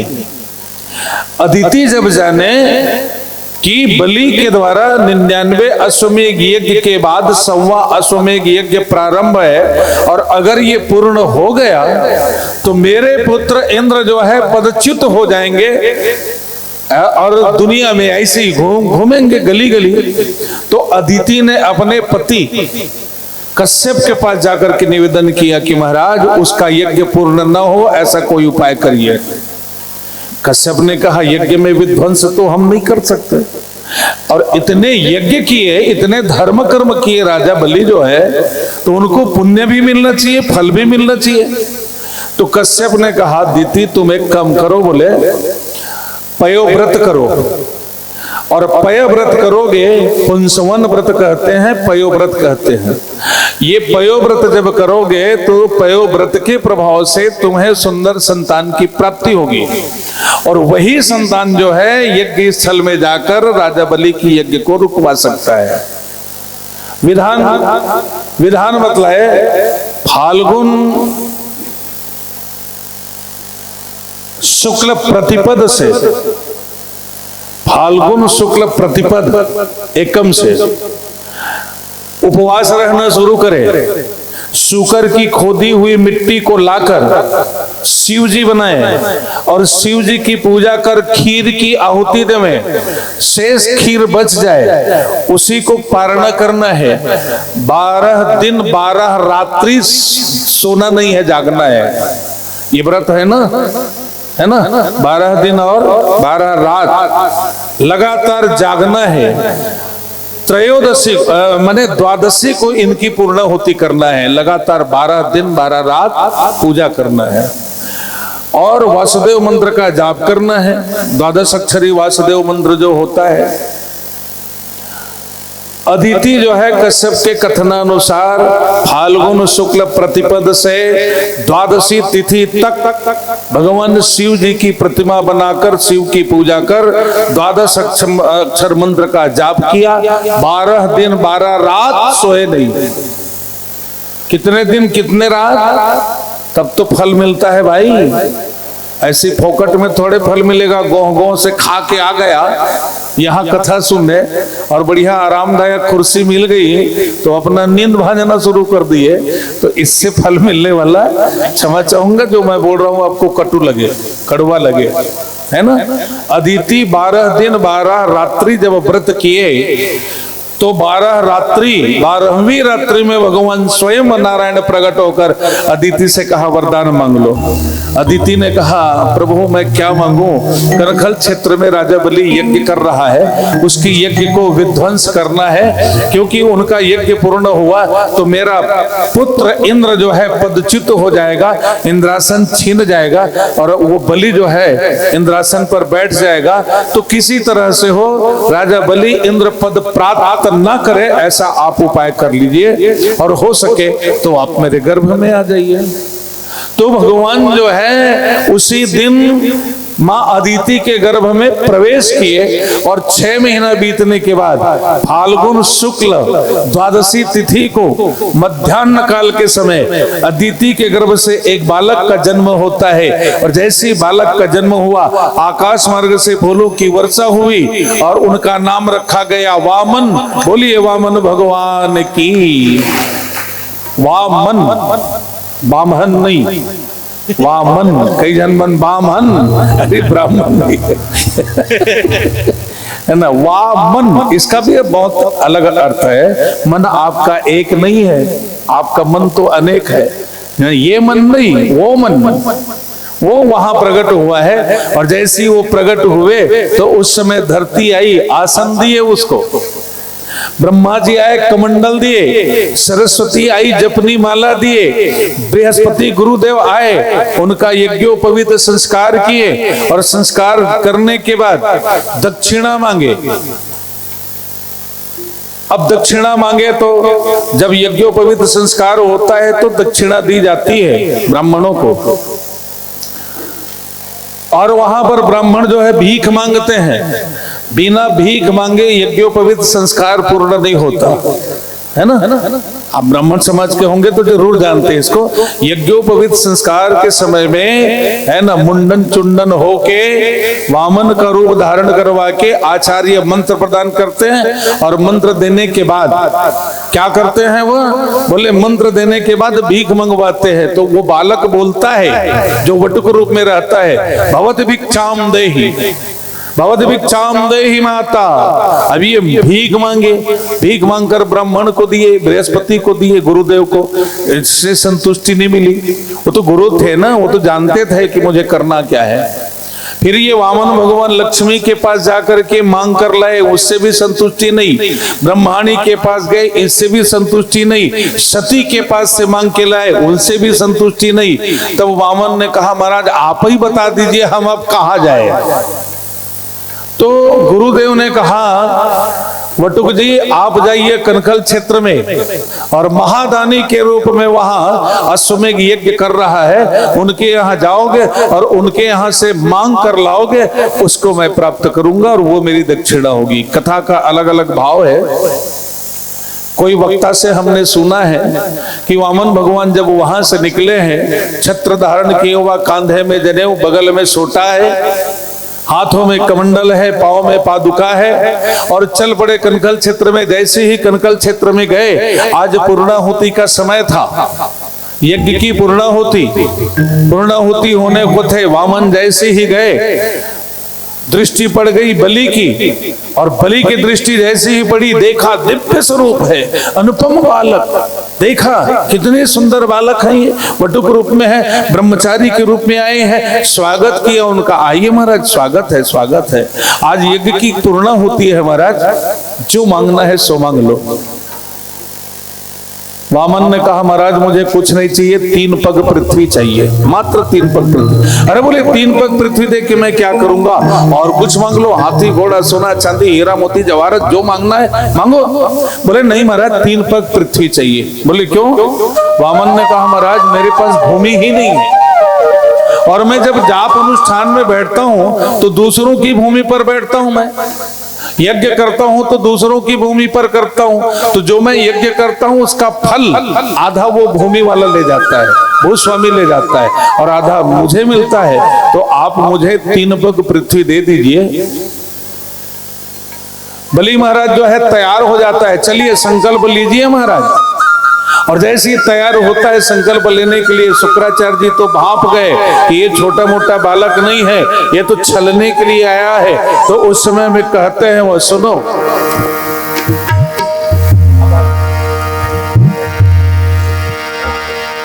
सुनो, बोले बलि इनको हाँ मत बोलो, तुम्हें छलने आया है ना, हाँ मत बोलो, ये छल के तुम्हें घर से बाहर करा देंगे। इसलिए कहते हैं क्या,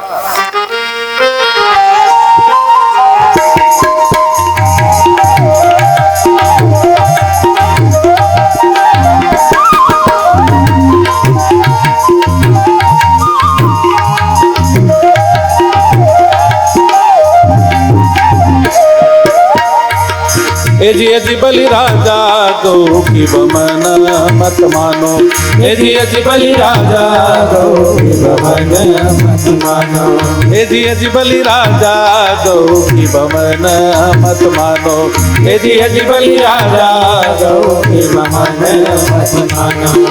साच कहो विश्वास मान लो, साच कहो विश्वास मान लो, विश्वास मान विश्वास मान लो, आसमान विश्वास मान लो, विश्वास मान विश्वास मान लो, आसमान विश्वास मान लो। यो सांची मोरे वाणी राजा दो की बमन मत मानो, यो सांची मोरे वाणी बलि राजा गौ की मन मत यो हो यदि बलि राजा गौ की मन मत मानो यदि बलि राजा गौ की मन मत मानो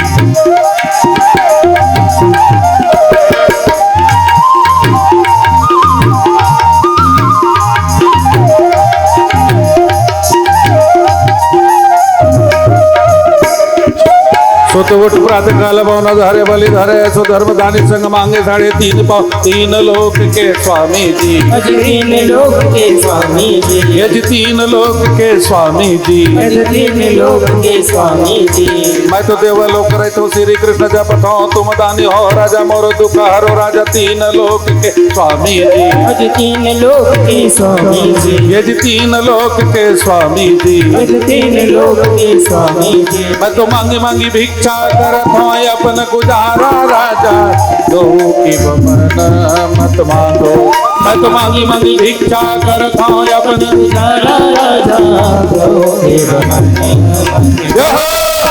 यदि बलि राजा गौ की बमन मत मांगो यदि बलि राजा गौ के मन मत मानो यदि बलि राजा गौ की बमन मत मानो यदि बलि राजा गौ के मन मत मानो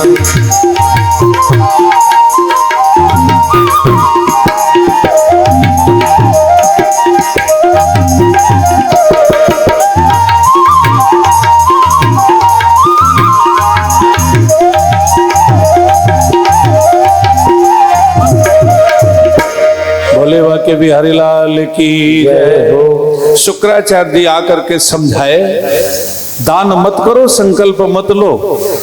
बलि महाराज जैसे ही कमंडल से जल गिराने वाले थे जब गुरु की बात को नहीं माने तो उस समय शुक्राचार्य जी महाराज कीट बनकर कमंडल की छेद में चले गए। भगवान ने जाना वामन ने तो वही एक कुशा था, कुशा उठाया और कुशा उठा करके छिद्र में जब डाले तो शुक्राचार्य जी की एक आंख फोड़ दिया गया और एक आंख फूट गए, कमंडल से जल गिरने लग गया। संकल्प लिए ओम विष्णु विष्णु विष्णु अद्य ओम नमः परमात्मने श्री पुराण पुरुषोत्तम से ये संकल्प हुआ। संकल्प होने के बाद जैसे ही जल छोड़ा गया और उसके पश्चात अब संकल्प हो गया 3 पग पृथ्वी नापने के लिए वामन भगवान जो है अपने विराट रूप बढ़ाना शुरू किए। एक पांव ब्रह्मलोक में, दूसरा पांव पाताल में, तीसरा पांव के लिए बोले 3 पग, तीसरा पांव मैं कहां रखूं बलि?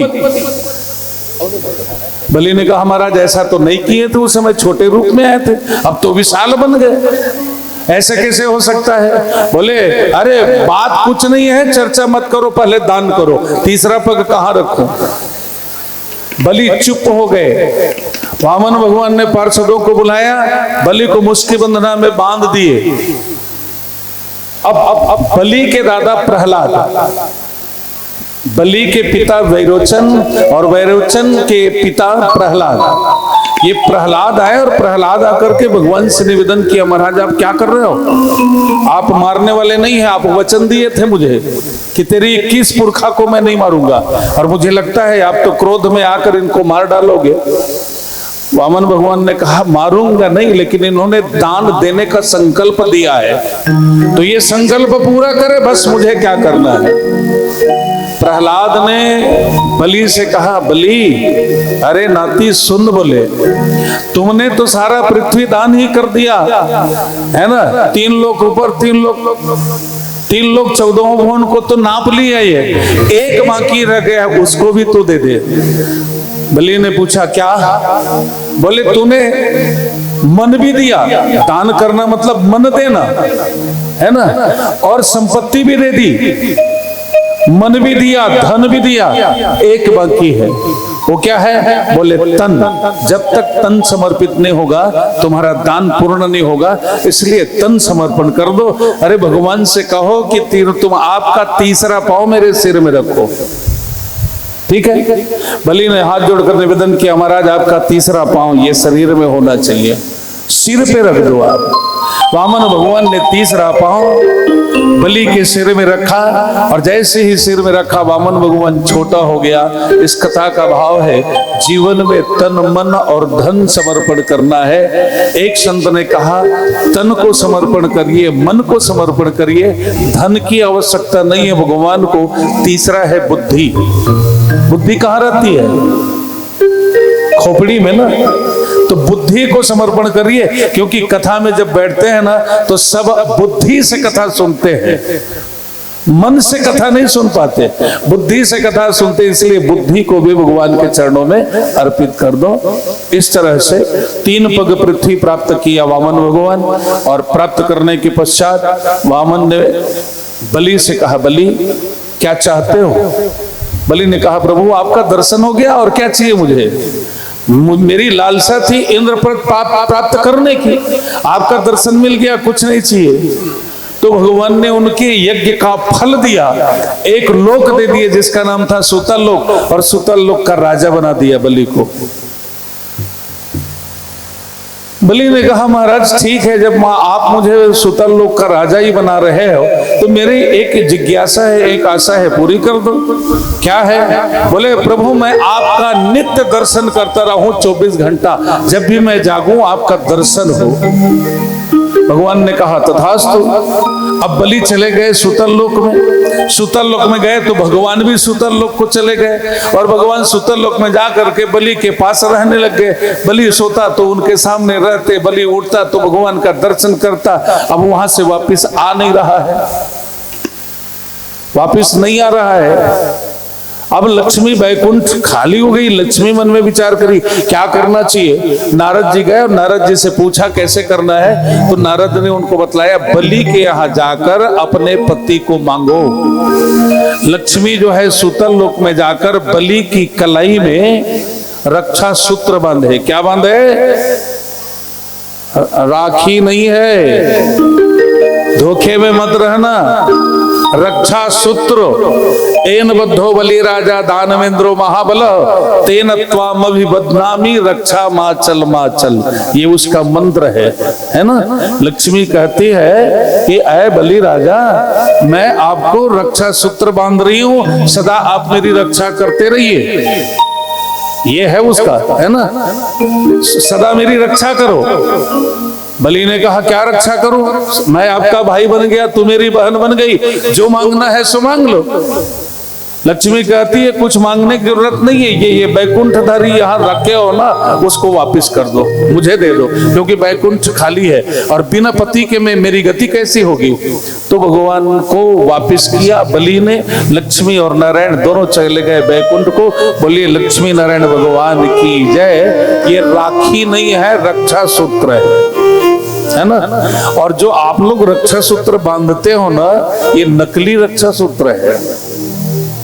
या तो आप कलावा बंद है, बढ़िया प्रेम से कलावा समझ में आई ना, मौली धागा कलावा बंद है। या मैं दूसरा बता दूं आपको, रेशम की छोटा सा कपड़ा लेना, ये रक्षा सूत्र है, वास्तविक रक्षा सूत्र। रेशम की पीला कलर की, पीले में है ना, रेशम की टुकड़ा लेना, उसमें एक हल्दी गांठ, पीला सरसों, दूध और एक सिक्का, ये उसमें रख देना और उसको गांठी बांध देना। और गांठी बांधने के बाद भाई के कलाई में बांध देना।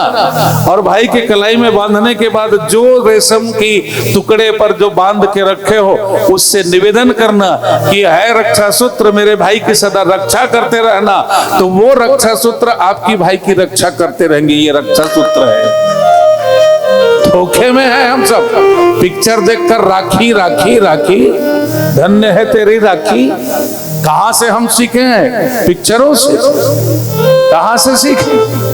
पहले के जमाने में ब्राह्मण, मैं जानता हूं इस बात को, पहले के जमाने में जब हम छोटे छोटे थे ना, तो ब्राह्मण ही रक्षा सूत्र बांधने जाते थे। और किस दिन से? श्रावण पूर्णिमा से लेकर अष्टमी तक राखी बांधते थे जजमानों को।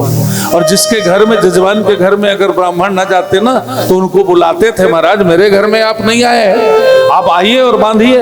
इसका तात्पर्य ये था कि ब्राह्मण के द्वारा जजमान अगर रक्षित हो जाए तो जजमान का सदा कल्याण ही होगा। ये भाव था उनका। अब बहने भी बांध रहे हो तो अच्छी बात है, बांधना भी चाहिए। लक्ष्मी ने बांधी है वामन को, आप भी लक्ष्मी बनकर वामन को बांधिए, लेकिन रक्षा सूत्र से आप निवेदन करिए, एन बद्धो बलि राजा दानवेंद्रो महाबल हो।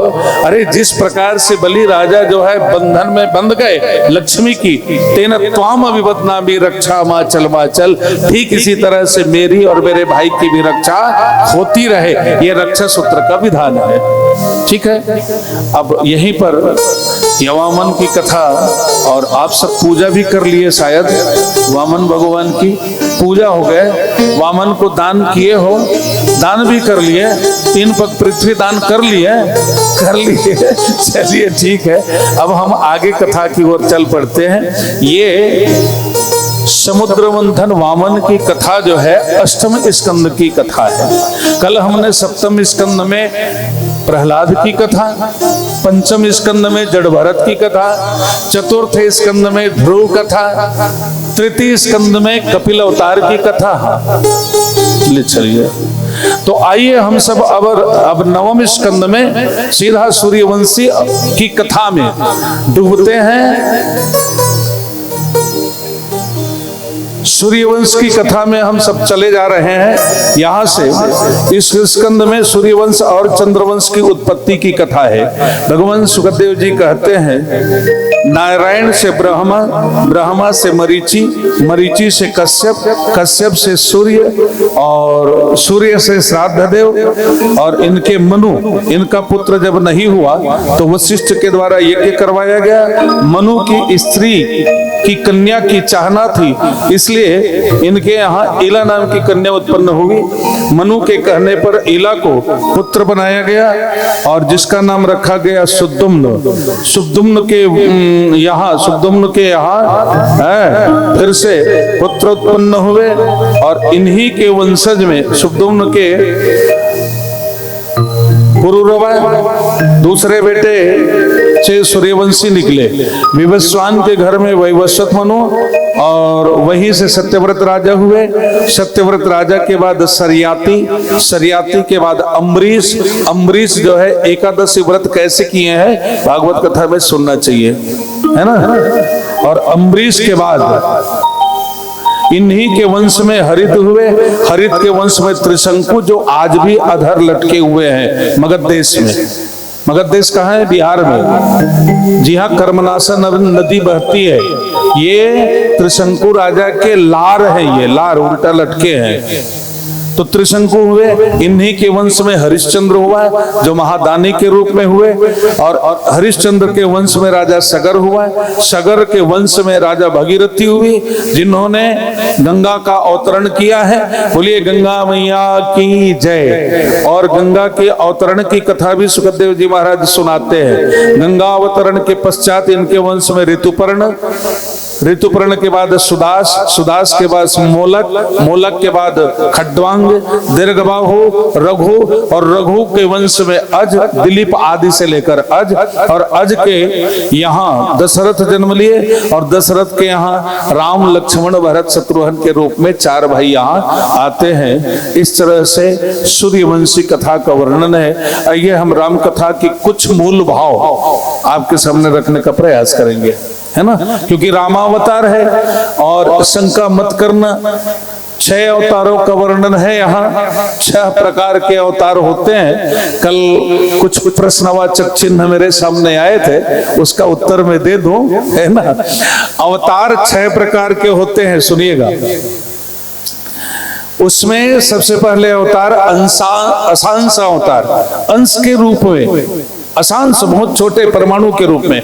उसके बाद अंश अवतार, आवेशावतार, कलावतार, पूर्ण अवतार और परिपूर्णतम अवतार, ये 6 प्रकार के अवतार है। इसमें असांश अवतार में मरीचि आदि जितने भी ब्रह्मा के अंश से जन्म लिए हैं, ये असांश अवतार है। उसके बाद कलावतार, कलावतार में कपिल भगवान है, जिसकी कथा हमने सुनी है। कुर्म भगवान है, जो अभी कच्छप के रूप में आए। ये क्या है? बोले असांश अवतार है, कलावतार है। तीसरा अवतार आवेशावतार, परशुराम जी हुए। आवेश में, सदा आवेश में रहने वाले पूर्णावतार नरसिंह भगवान और हरि हुए हैं। राम, नरसिंह और हरि, ये तीनों जो है पूर्णावतार है, और परिपूर्णतम अवतार भगवान कृष्ण है। तो ये 6 प्रकार के अवतारों का वर्णन है, और बहुत सारे हैं, समय कल जरूर हम बताने का प्रयास करेंगे। तो आइए हम रामचंद्र की ओर चल पड़े। राम कथा से आप सब जुड़े हुए हैं, इसलिए कुछ बातें मैं निवेदन करना चाहूंगा। सबसे पहले निवेदन करना चाहूंगा, राम कथा में सबसे पहले तुलसी जी